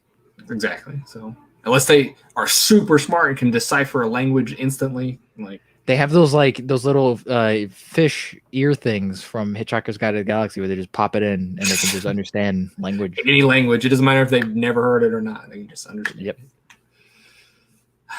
But yeah, aliens are terrifying. They're terrifying. I'd like to not be friends with one, but I'd like to sit down and talk with one of them and just be like, hey, can you just not kill us? It's terrifying because it's either we're alone in the universe or we're not. And they're both equally terrifying, honestly. I don't know. I'd feel a lot. They are terrifying, but I'm a lot less terrified of being alone in the universe. It terrifies me just to know that the universe is so big. We were the only ones that made it. That's terrifying to me. It's a little terrifying, but to me that's kind of like, okay, we just lucked out, because that's the rare Earth hypothesis, is that Earth is so rare it just can't happen again. Like the odds of it happening again, which I don't believe in. I mean, it just depends on how hard is it for life to happen. That's the big question. If it's hard but not impossible, it'll happen again. Yeah, that's why I don't really believe that we're the only thing. If it's basically zero, if it's basically zero, then it may only have happened one other time, and then they're so far away that we'll never detect each other. Even if it happened, we're not alone. We're not, but happen again. But if they were far enough away to where we would never detect them, it doesn't matter. We would think we were. Yeah, we would think we were, but we still technically wouldn't be. But I mean, we're made of carbon, and that's a pretty common thing in the universe, right? Yeah. Relatively. So it wouldn't be the most common, rare to say that another thing would form from that, right? Which is what we look for. We look for carbon-based stuff. But the most common abundant thing is hydrogen and helium, which, I mean, there's nothing to say that, you can't have a hydrogen-based life form. You could. You could have, a nitrogen-based life form. You never know. It could be. You ever played No Man's Sky? There were pineapple life forms that look like little pineapples. Exactly. So there could be life that we don't even know that it's life. Yeah. Type thing. Oh yeah, there's a cloud, but it's alive, and we don't know that because we can't perceive that. That'd be interesting to be a cloud. Cloud. I don't know, because we only know how to detect carbon because that's all we know is carbon-based life. Yeah. So